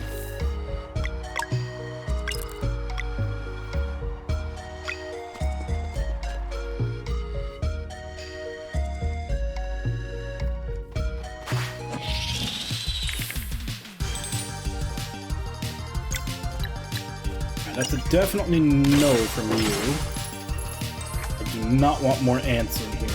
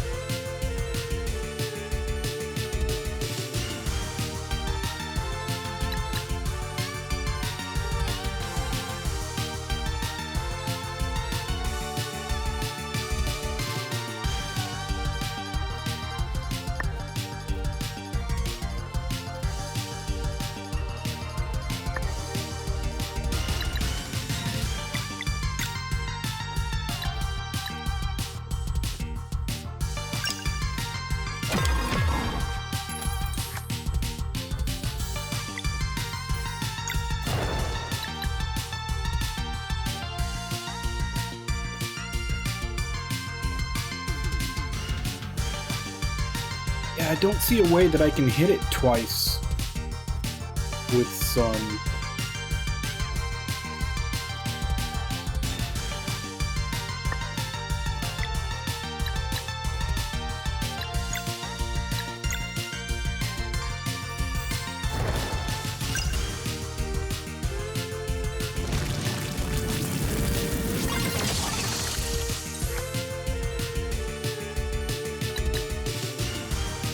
I guess this way. Oh wait, no, she could. I'll do it anyway, just to heal everybody.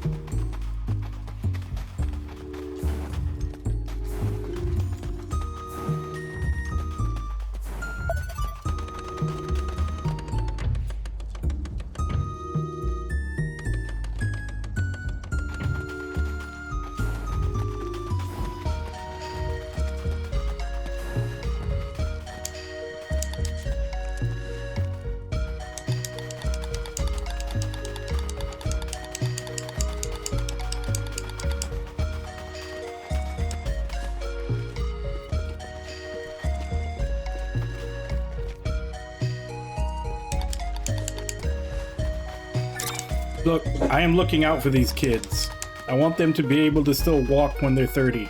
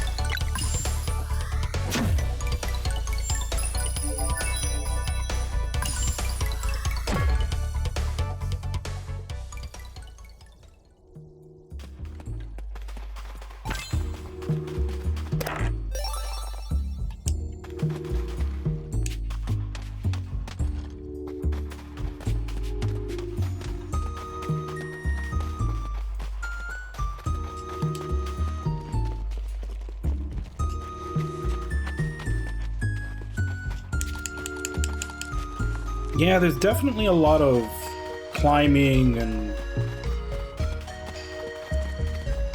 parkour. Oh, no, not parkour. It's just, yeah, just a lot of verticality to the levels.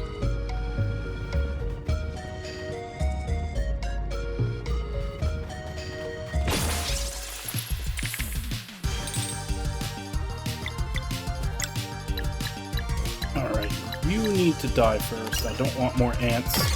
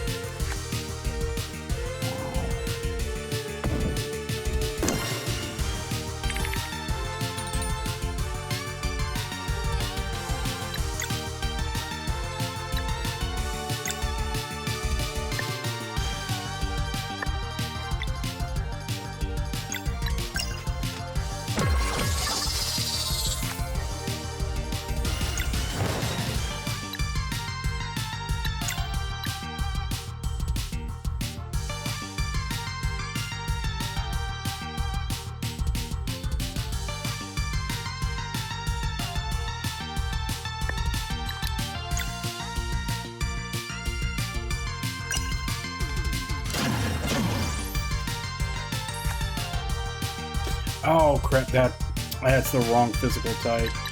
I was hoping that maybe this will do 2 hits of solar.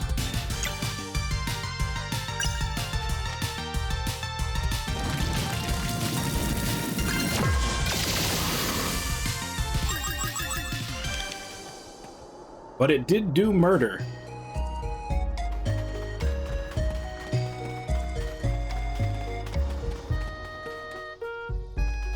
Alright, I need to go through the hole.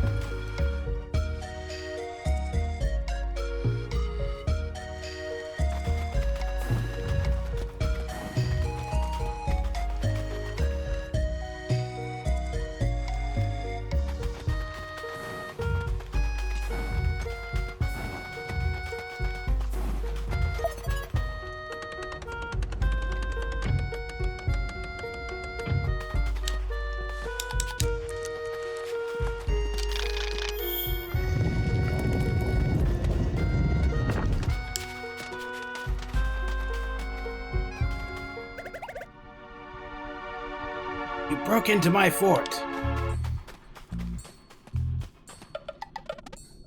Are you Malcolmud?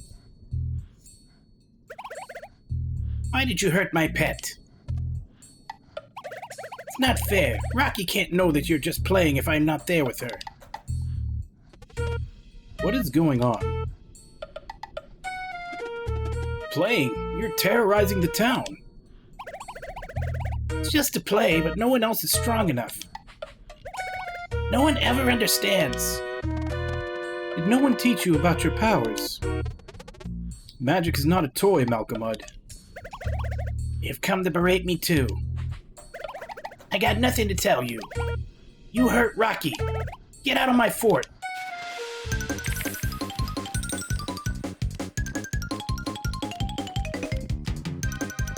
Now here's a battle theme we can get behind.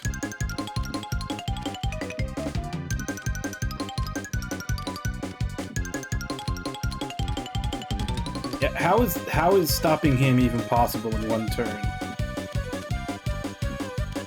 I would have to have stuff out here, but there's no chance to get like a preemptive attack on him.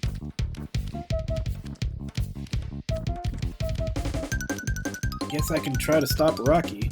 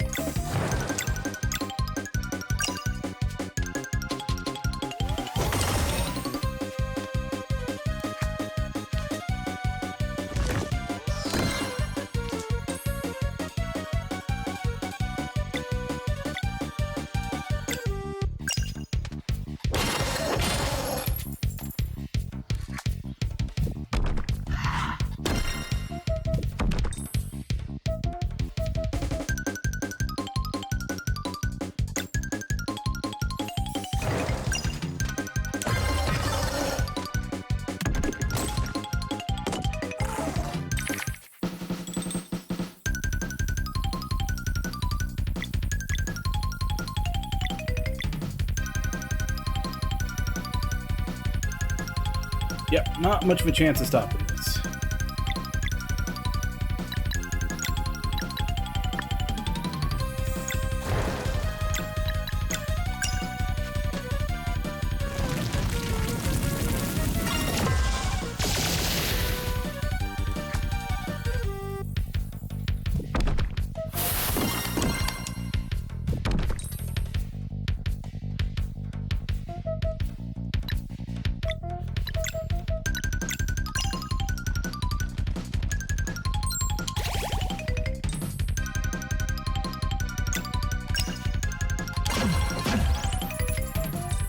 I like how now they're together, it's called Malcolm Mount.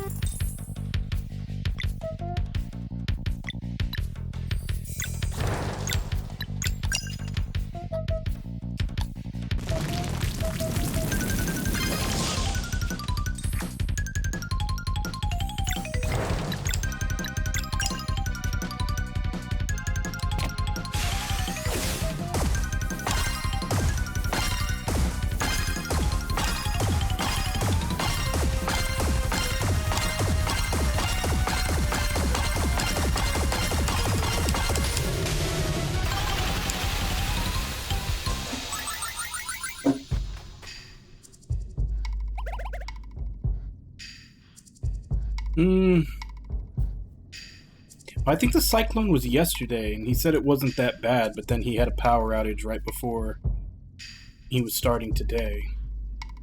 Yeah, very strong. Did people berate you too when you were kids? Is this why you left your village? Listen, Malcolm, you just happen to be born with special powers. It's a shame that no one was able to guide you through that. Guide me? Everyone just makes fun because I'm not the same. They say Malcolm Mud can't dig. Well, have you given it a try? It's too boring. I cannot do it like everyone else. Everyone likes it, but not me. Everything was made only for others. When I try, they say Malcolm Mud is not good. So I give up, and then they say Malcolm Mud is lazy. I really try, but I don't understand. So I make a fort and show them. It's okay, Malcolm Mud. You don't have to do like everyone else. Carl is right. Normal doesn't have to be your thing. You do you. You're pretty good with earth magic, aren't you? Yes, I love doing magic with earth and rocks. But everyone says I must not do it. I just don't understand yet. I'm sure you could really help them if you wanted. Don't you want to try and do good instead? They will only make fun because I'm bad with digging. They just need to see what you can really do. I don't want to show. It's okay, buddy. Take the time you need. I can stay in the fort? Oh, it's yours, isn't it? Right, guys? Totally. Yeah, plus your fort is pretty cool. I like you. Well then, you can do us a favor and agree to stop creating monsters. Rocky is not a monster. Of course not. Look at her. You understand. Okay, maybe I will do good if something big need my magic. But now I will stay here with Rocky. Thank you. I like you. Take care, Malcolmud.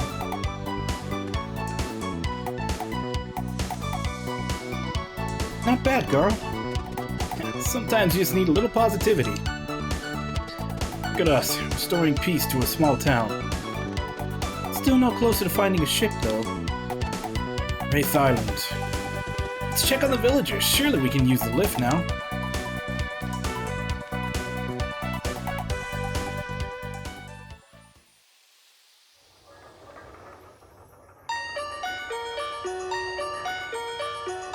Check up on the evil. Time is ticking. Is everything on track with the preparations? Be ready for the eclipse. Ready and excited, too. Fear the sidekick's hesitance might fester. We should get a final confirmation. I will go myself. 3. Make sure everything goes smoothly in my absence.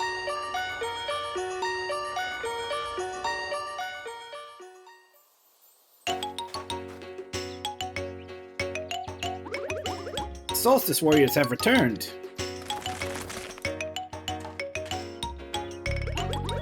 Has the threat been contained? Malcolmud agreed to stop clogging the wind tunnels. You're safe! Hooray! You should have mentioned your role in this. Apologies, brave monk. We struggle indeed to give proper bearings to one of his talent. Well, you all better be more respectful in the future. He might not be here to save you if this happens again. Understood. You have our word and our thanks. Is there anything we can do to repay you? We're looking for a crew of adventurers who might help us sail to another island.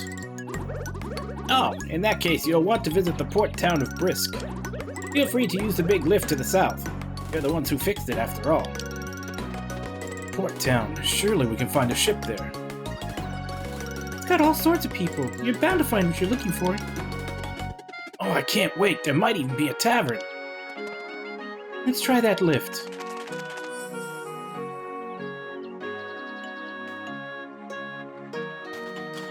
First, you gotta go back.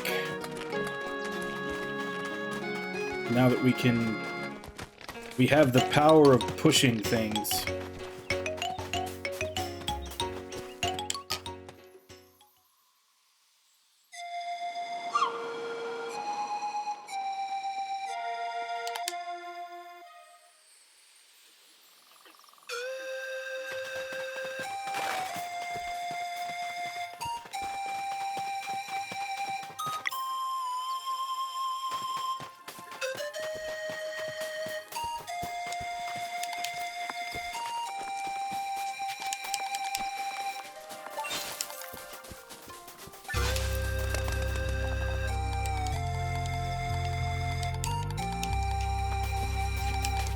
Can't bug him for more food, I guess.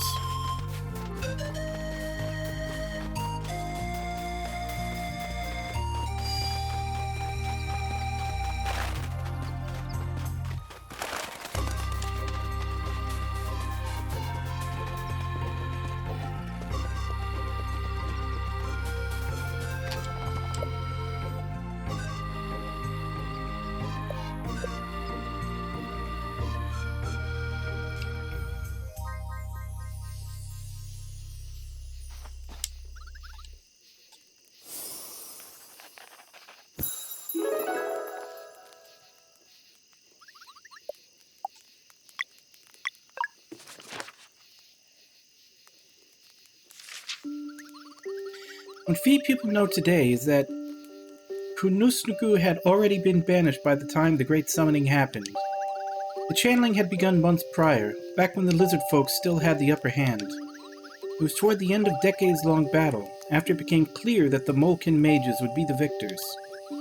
On this night of nights, the air carried early cries of victory across the archipelago, Suddenly, the very sky tore open and a giant sky serpent emerged to wreak havoc. To this day, historians argue about the origins of the sky serpent. Some say it is a monster of pure evil, stolen from another plane of existence and forced to remain here. Others believe it came from above the clouds, a once friendly creature that had its mind corrupted by dark magic. But regardless of its origins, the sky serpent was set to change the world forever. I wonder if that's the same sky serpent that's in the messenger. Because we had to beat the shit out of it to turn it normal again. It was taken over. Back in the time of the Ovates, the ritual of the elements could have been performed to control the sky serpent's mind. But alas, the Ovates were long gone. Earth magic being their only strength at hand, the Molkin elementalists devised a plan to contain the threat. By carving intricate wind tunnels straight into Xtol's mountain, they turned it into a giant musical instrument. Blowing through the mountain, the wind started playing a melody so pure it forced the sky serpent into slumber. The magic was strong, and it was believed that the world would remain safe for generations. Or rather, for as long as the mountain played the melody true. For the greater good, the Molkin gave up on their study of magic and established an outpost atop the mountain. Over generations, they became expert miners, living by a pledge to keep the wind tunnels operational. The brave Molkin have toiled around the clock ever since, protecting the world one pickaxe strike at a time. Despite centuries of stability, stories say that the magic enchantment on the wind tunnels will eventually fade away. One can only hope that the Ovates will return before then. The end.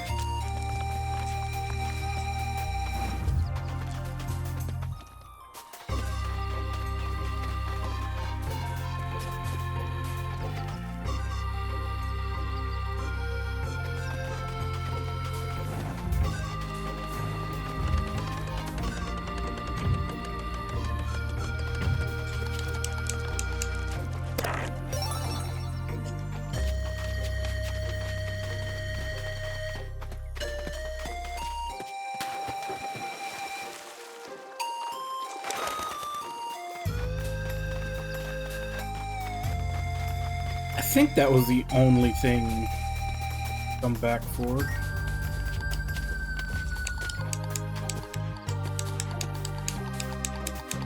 I apparently completely missed this.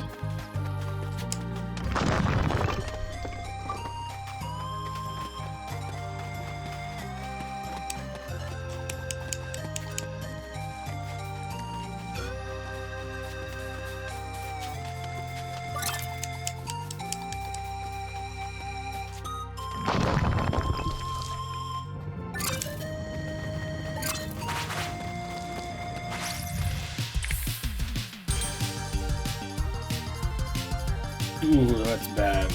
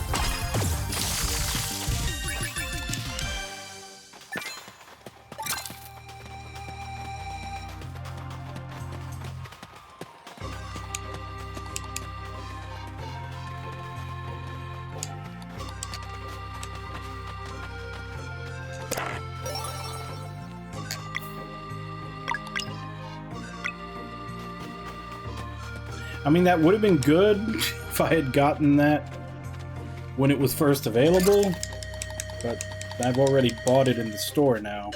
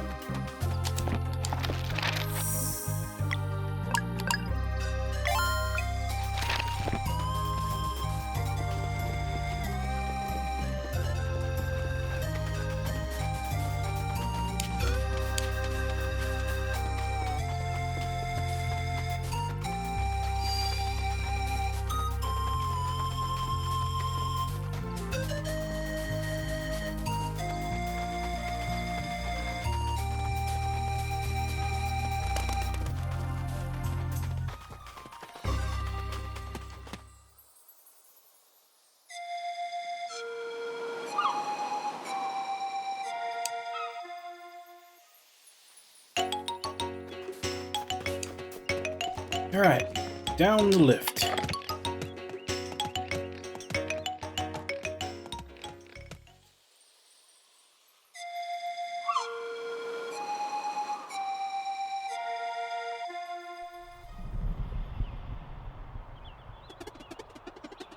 And if there's a tavern, there will be a chef, so maybe I can learn a special recipe or something. Oh. Carl, check it out.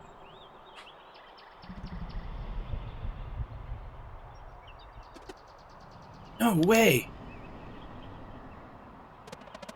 You've been wanting to see the sleeper since you were a kid. How does it feel? Like all my summer days are happening at the same time. Adventure life is the best life. Almost there. Get ready for a swim.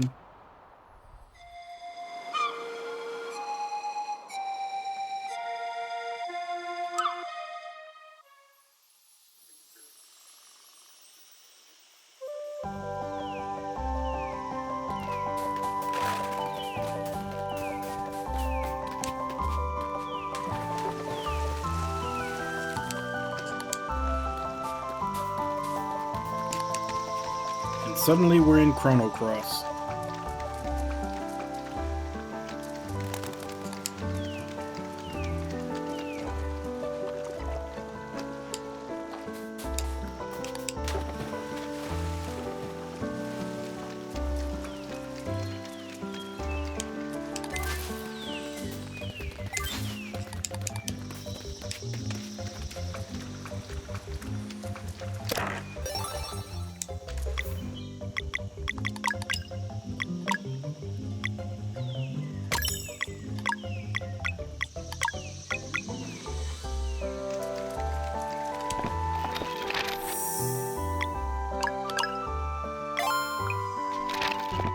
Yeah, they were... Square did kind of have a thing for, like, coastal or tropical island areas around that time.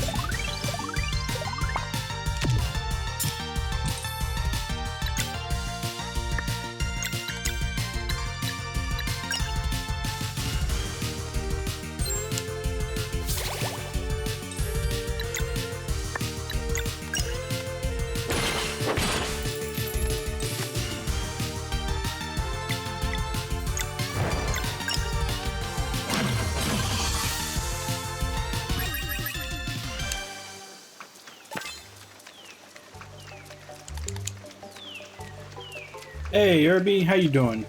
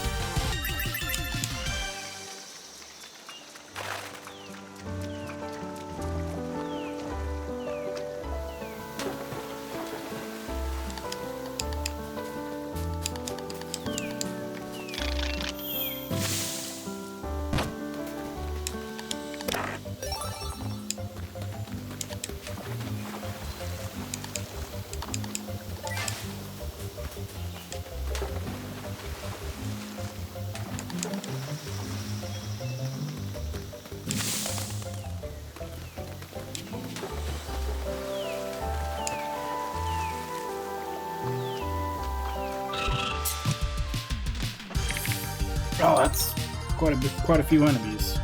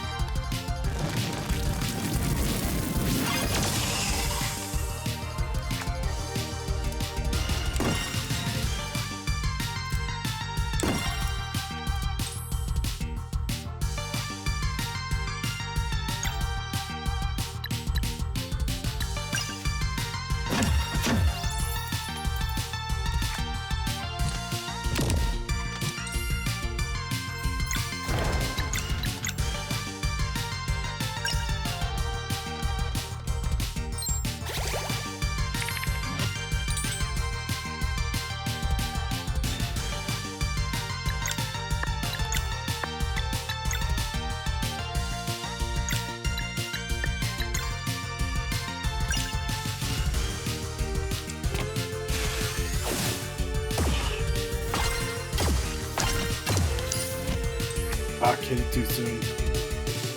Way too soon.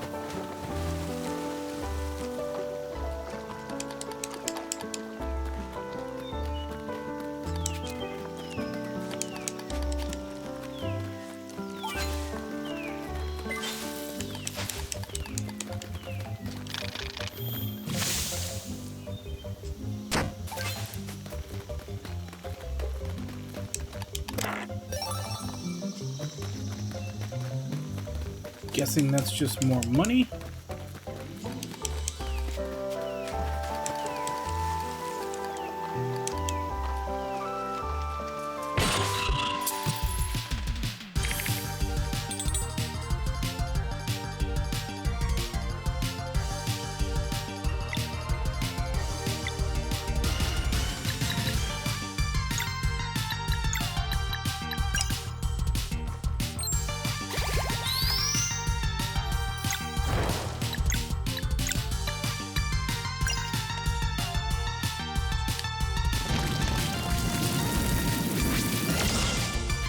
Damn it, I held it for too long.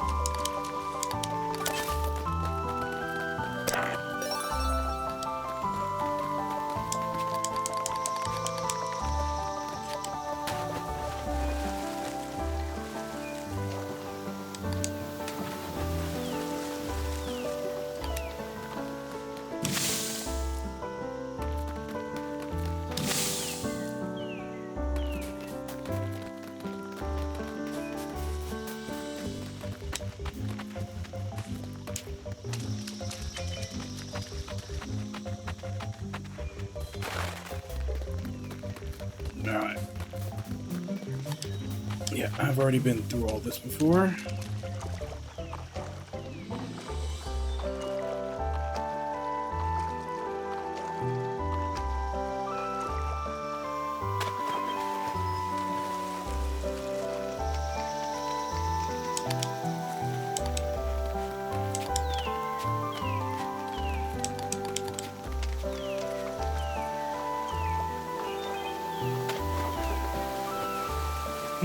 Great choices.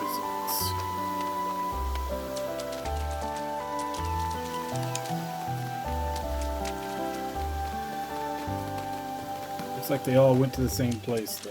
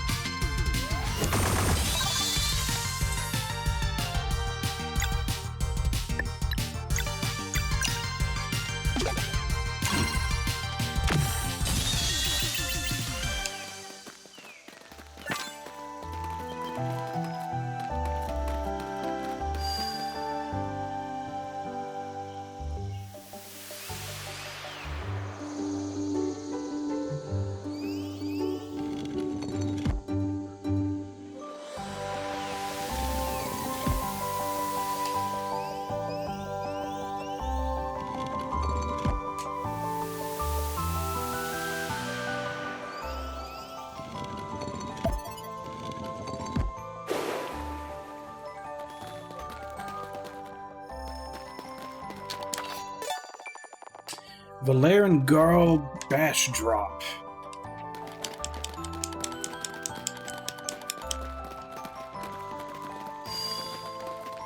Now everybody's got a combo attack with each other.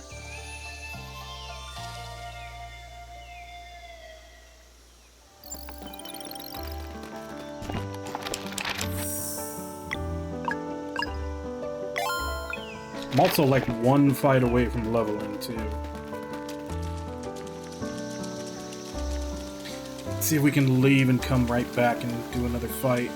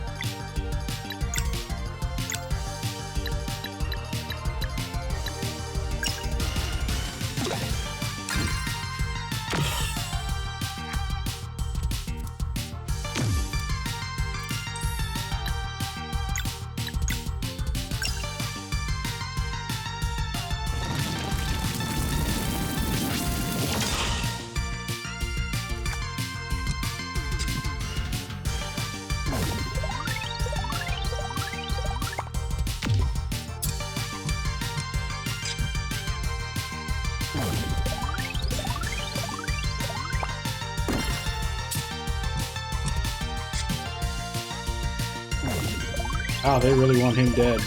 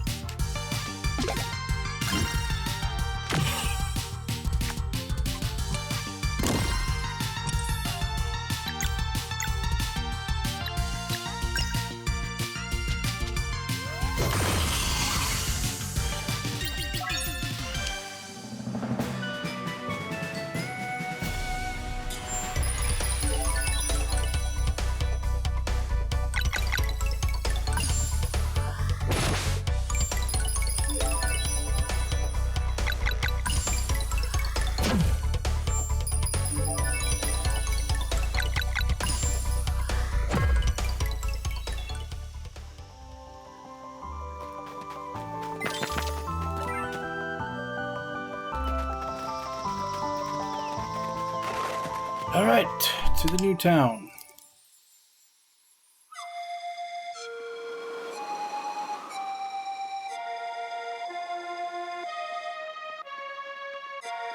Or let's walk right by it and see what's over here.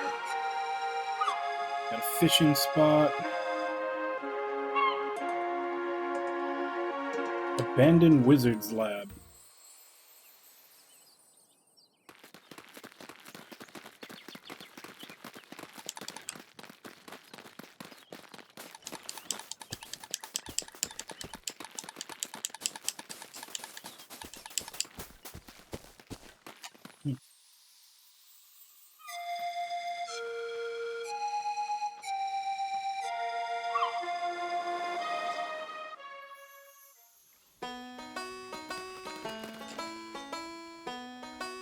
I've already got everything you can catch here. Or rather, I've previously caught everything you can catch here.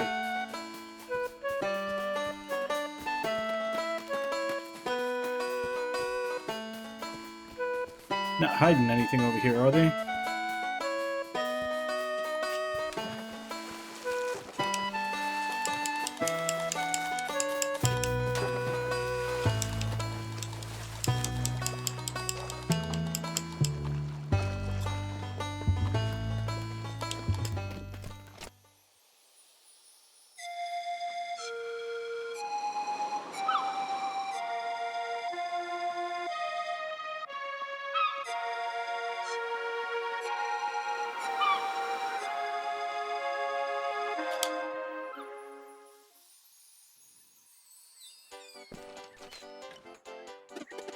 Made it! Just look at this place!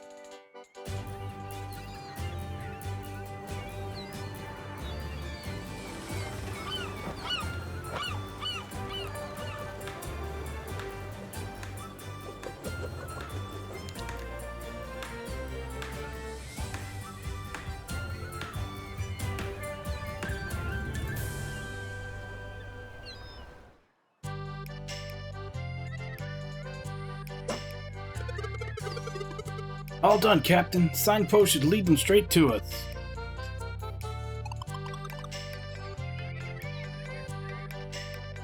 Not sure if that's a man or a woman. No to look at. We can't miss them. Can do, Captain. Look out, it's my middle name.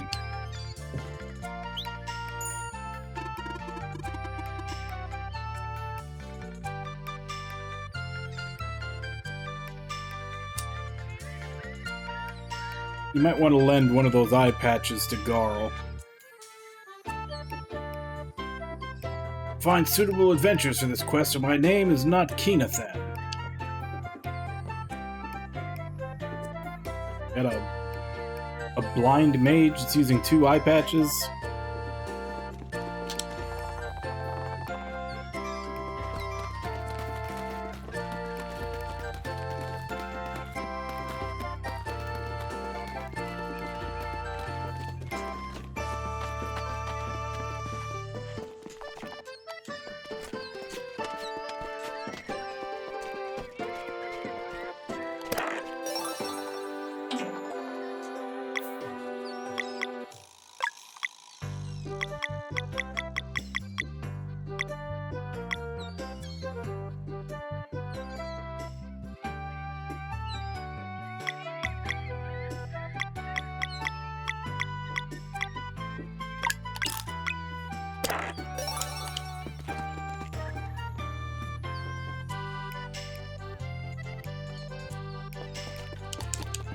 I guess.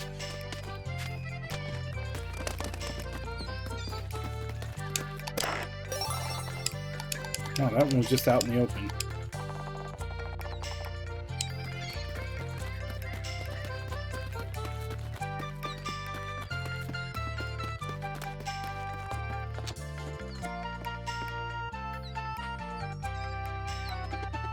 Hey, this group looks like they could sail. Greetings, is this your boat?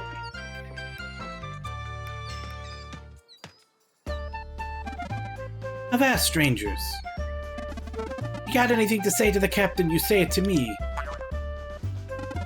First Mate Yolande Fortwall, at your service. In fact, service is my middle name. We're a pirate crew searching for the legendary ghost ship. We don't engage in battle anymore, but back in the day we did it all. Fetching a remedy in a cavern only to find out the town had burned in the meantime. Check. Being left at 1 hit point so the big baddie could kill us next time. Double check. Heck, we've even been to jail because 4 Imperial soldiers appeared during dialogue instead of a random encounter.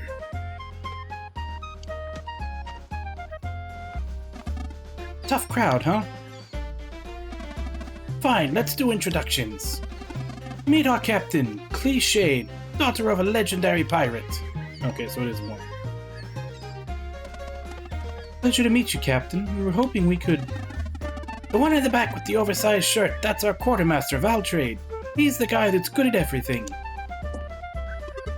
Ahoy there. The tall one's Keenathan, our wind mage. Keeps our sails full so no one has to row. He also apparently has a pin of Cthulhu holding up his robe. Greetings, adventurers. My name is Keenathan. Right. In case you noticed the double eye patch there, that's because Keenathan can only do magic while blindfolded. Discovered his powers as a kid when he put on a pirate costume while he was already wearing a pirate costume.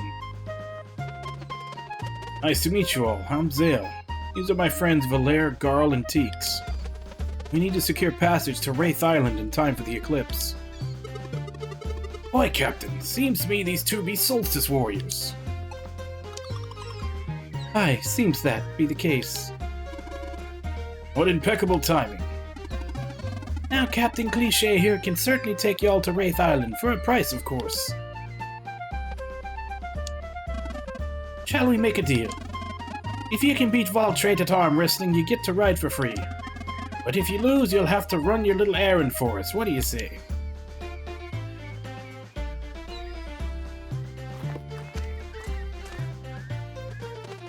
Terms are simple enough. Not sure we should be making a deal with pirates. They seem nice to me. Doesn't feel like you have much of a choice. Sure, go ahead and refuse to call so we can all pretend it might not happen. Keep it safe and predictable. Any other tropes you had in mind for your journey? How about buying linear upgrades from every single town where blacksmiths are somehow increasingly more capable the further up north they live?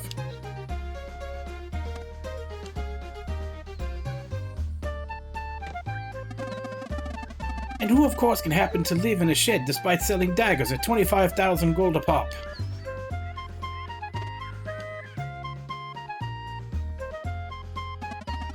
Fine, have it your way. When you're ready for adventure, come meet us at the Humble Boast and we'll make a deal. The Humble Boast? Local tavern, just follow the docks. Look alive, crew. Time to call it a day. Aye, aye, Captain.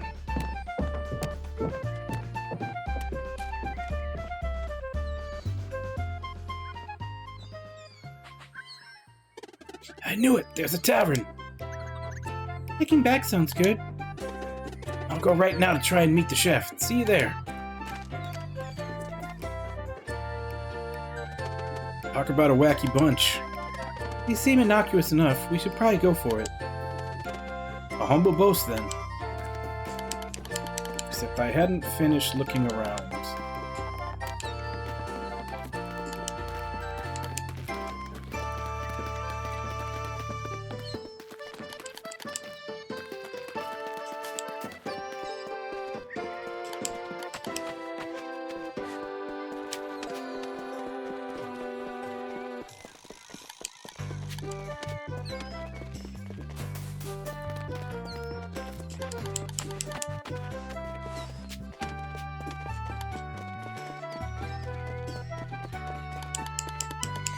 Can I not walk across these?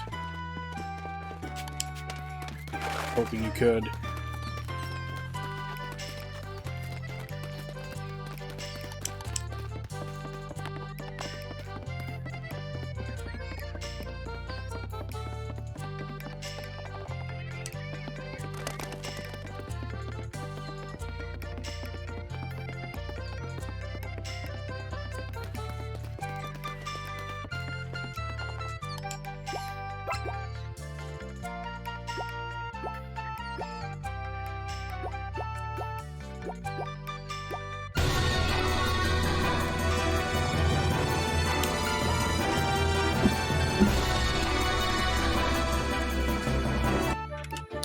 Hey, Alt, how you doing?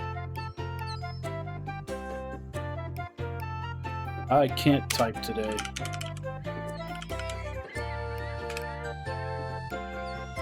Hey, what do you know? Streamlabs is finally working again. Thank you very much for the raid, Alt. How is Genshin treating you?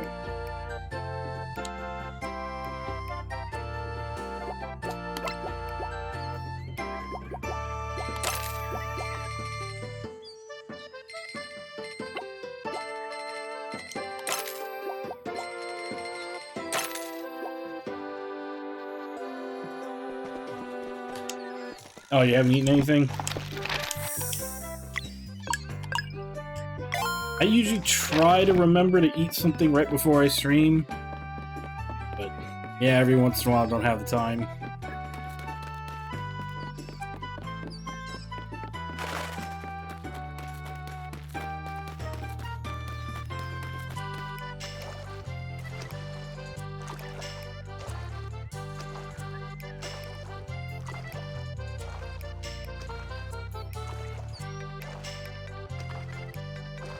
Oh, did they hide anything in the corridors?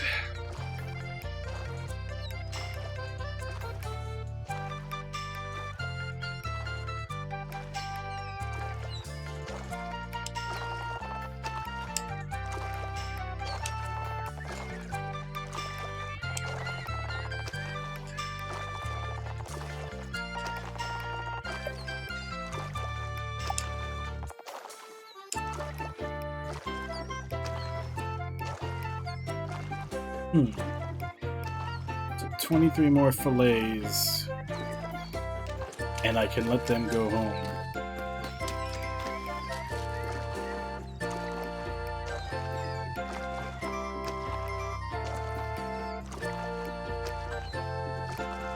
How long were you streaming for today?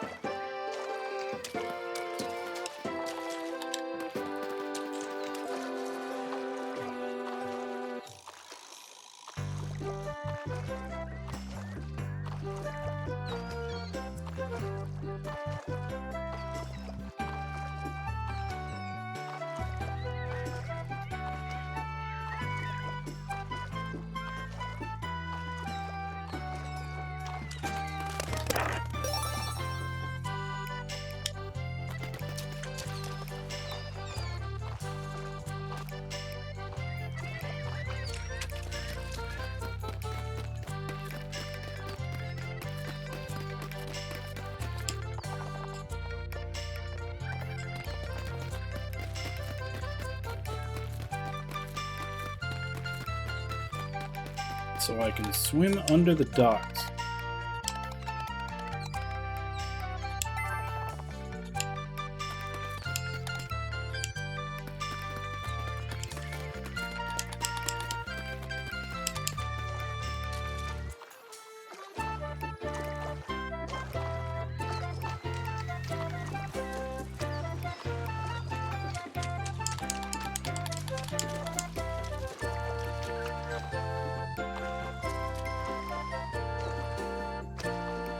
Hmm.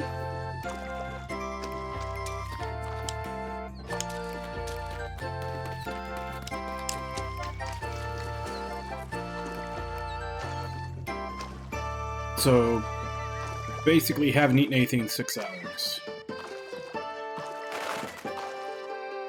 Where do you swim under the docks?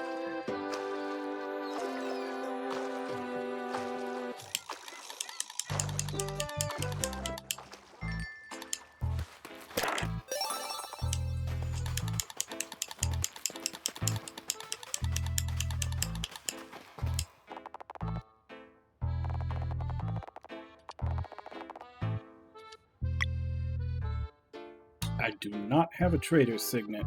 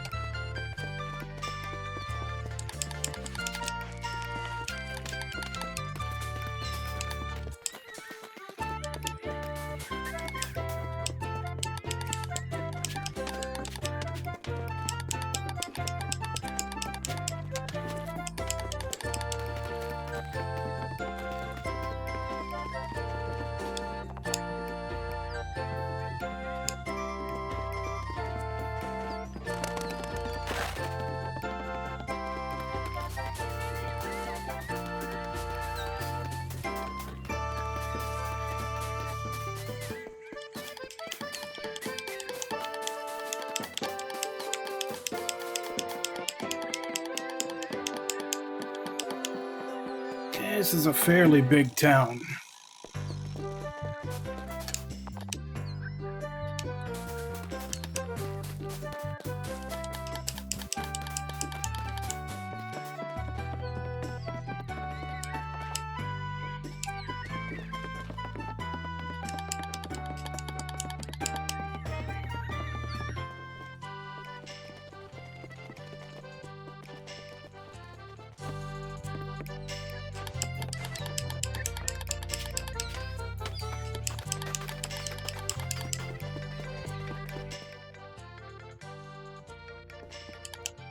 It's like a third-party controller. I'm playing on PC.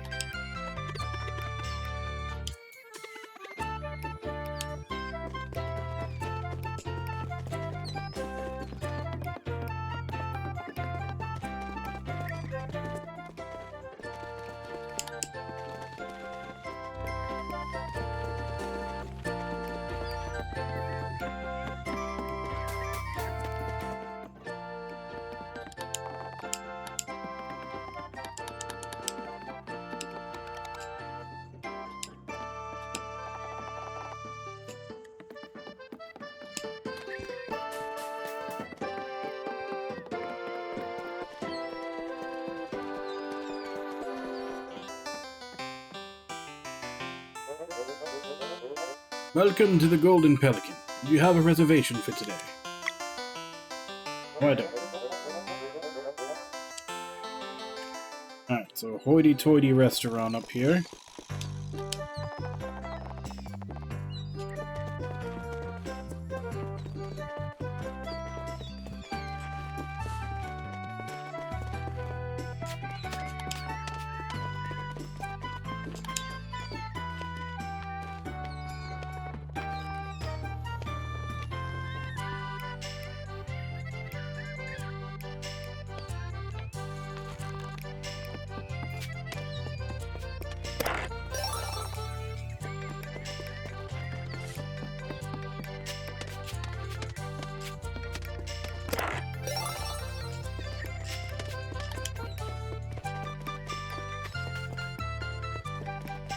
Yeah, I guess it's the controller equivalent of like people who get really loud keys on their keyboard.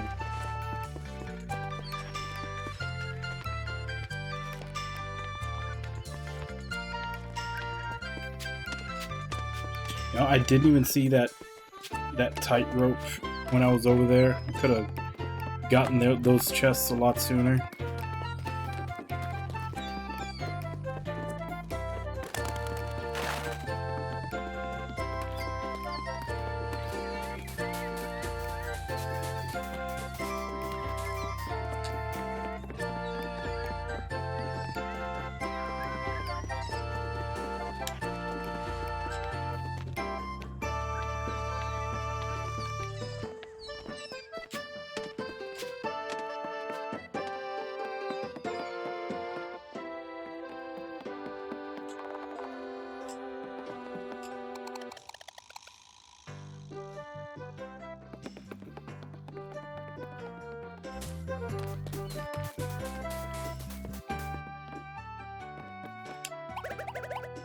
Chump change chests. For only 5G, you can open any one chest and keep its contents.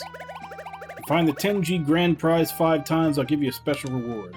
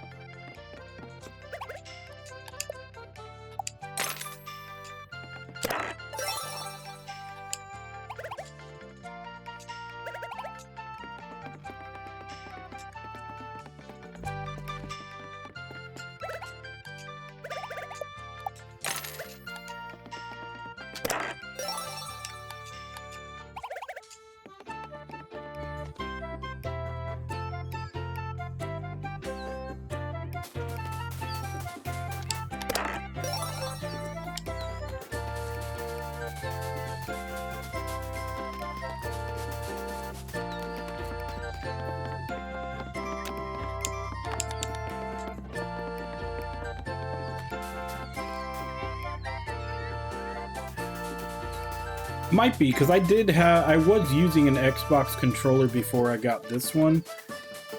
And yeah, that one did make noise also.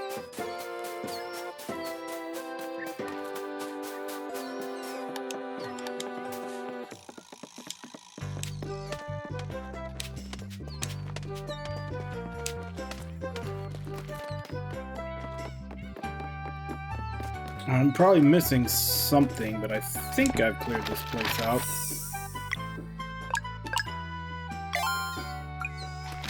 Although I am tempted to go fishing and get those 23 fillets to see what I get for giving them to the fishermen.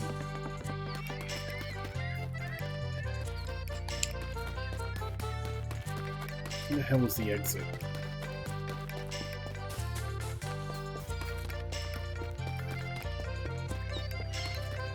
Actually, am I even allowed to exit?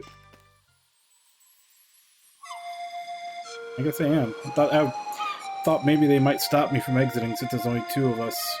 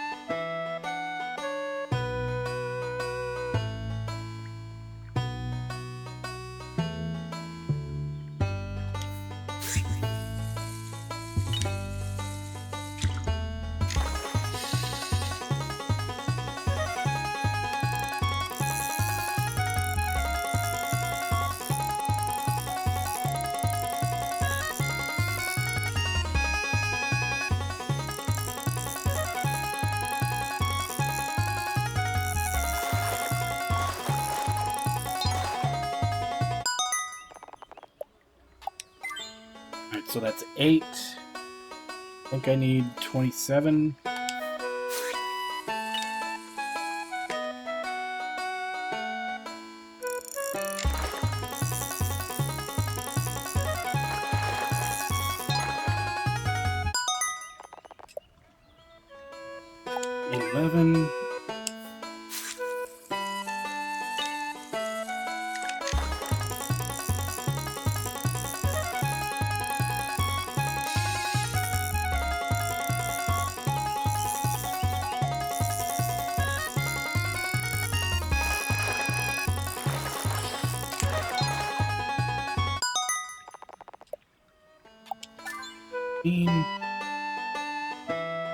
Nah, there's no sharks in this place.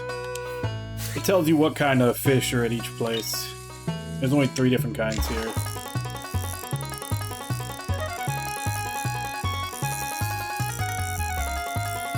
Not to mention, this is a lake.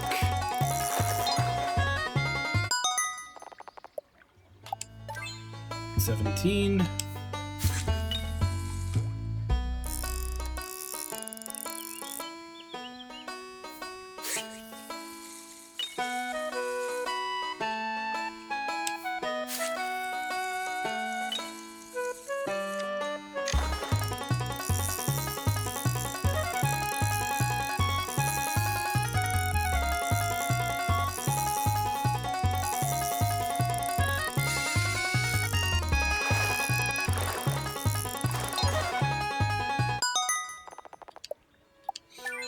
$20.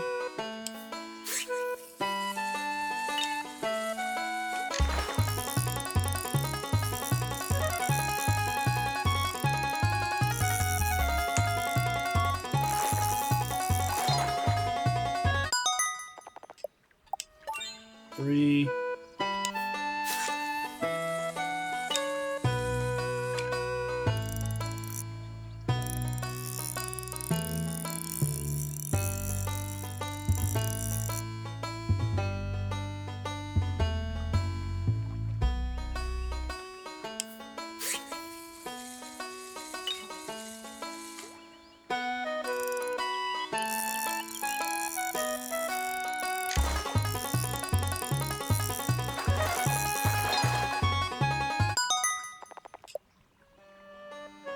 $5. One more fish ought to do it.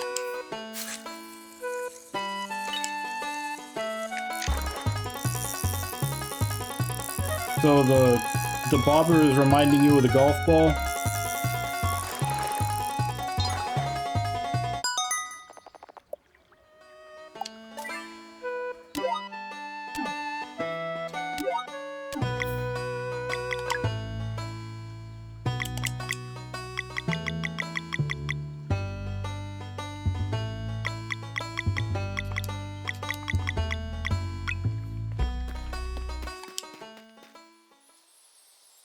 Alright, let's go turn it into the guy fishing with his son. And then that'll probably be what we call it for today.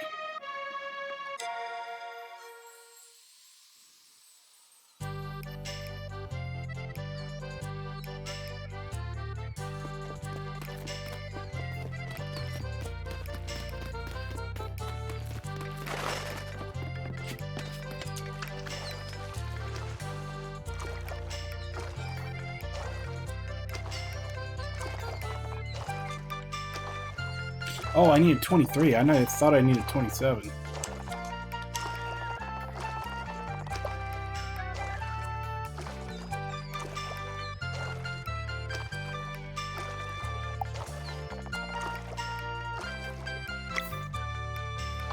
Wait, I only had 12?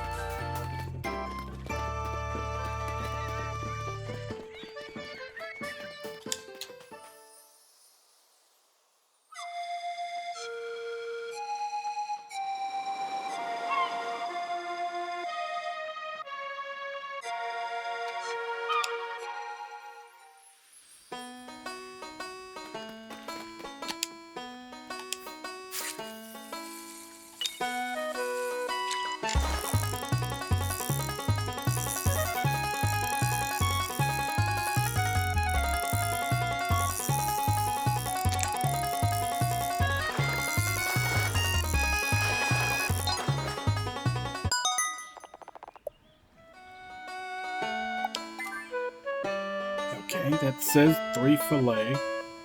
I guess maybe some of the other ones were seafood and I didn't pay attention.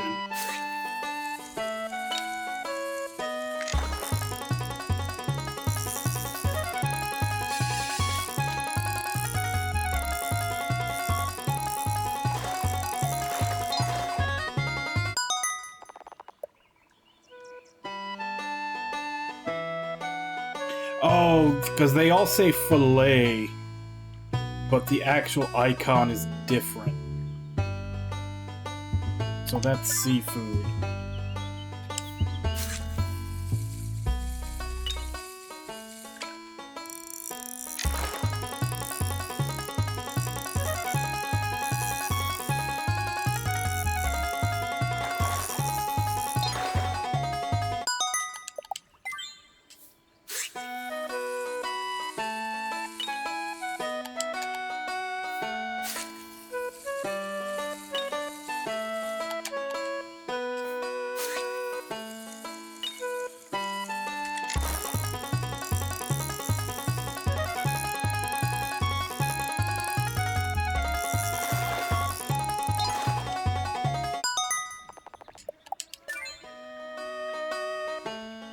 Damn, I'm having a hard time catching actual fish.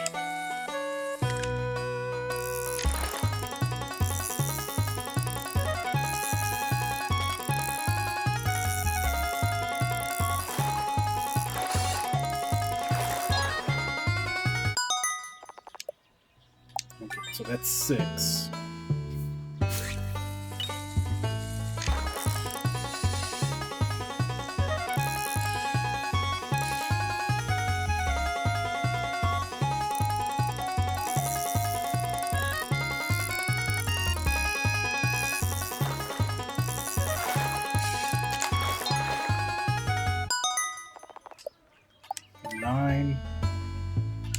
One more, because I need 11.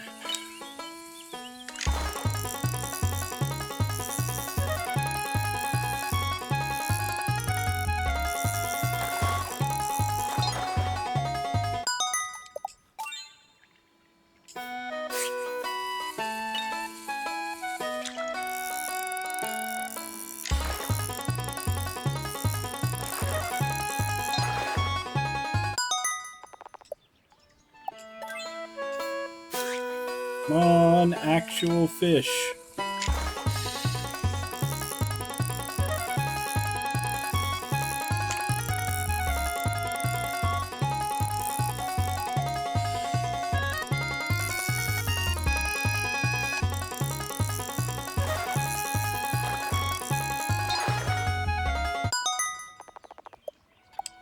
There we go. This should be enough.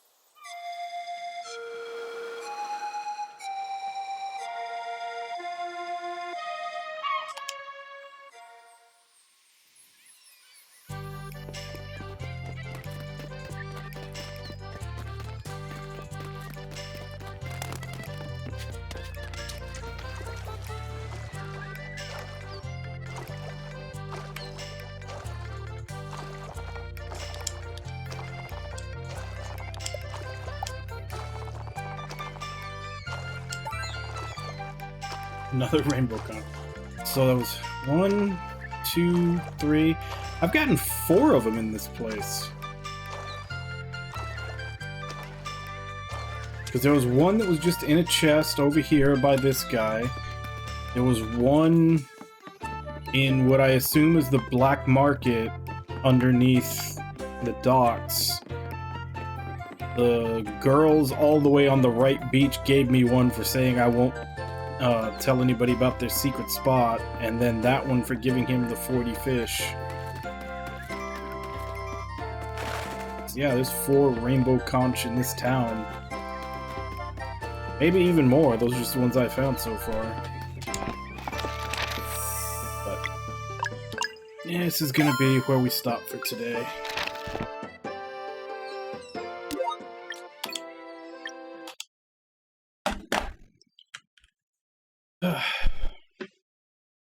So yeah, we are adventuring and on our way to Wraith Island with some weird pirates for the eclipse where we're supposed to fight our first dweller. Yeah, stuff is happening. I think I may actually look up just as far as I've gotten in the game. Like, probably won't look further than that, but just to see if I've missed any rainbow conches on the way. Because that way, even if we can't go back and get them right now, at least I can kind of mark them down to remember, so that I don't want to get to the end of the game and then be like, okay, let's look at the guide and see which ones I am missing, and then not remember which ones I've gotten. Yeah, and that's what I'm saying, because there's 4 just in this town that I've found, so that's leading me to believe that there's probably more per area than I've been finding. And I'd rather know which ones I'm missing now, so I can either go back and get them, or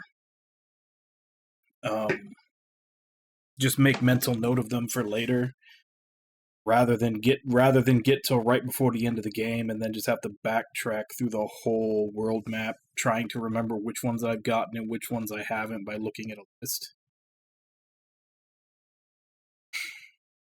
Yeah. I'd just rather do the little bit of checking now rather than all the extra work to go get them later. But we will continue with this tomorrow. Go with the weird pirates.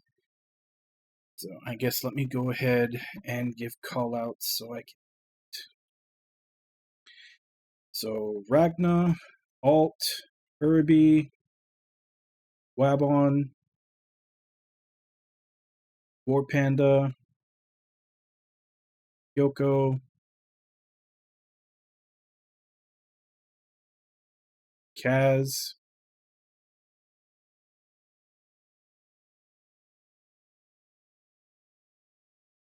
thank you all for coming in and chatting with me while I play. Thank you Red War Panda for the resub, and thank you Level 1 Alt for the raid, and thank you to anybody else who may have been lurking and watching. It's always appreciated. As I said, we'll continue with this tomorrow, same time, 2 a.m. Central Standard Time. Check schedule of time that is in your area. And as for right now, let me see if I can find someone to...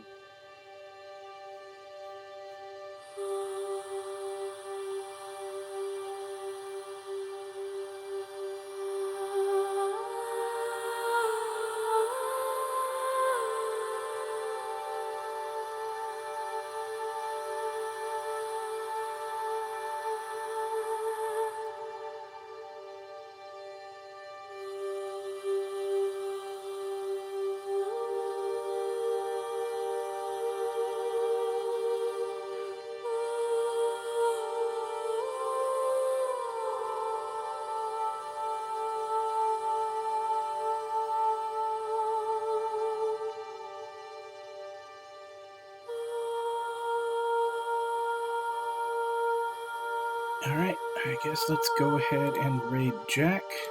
Still playing Grandia 2. Grandia 2.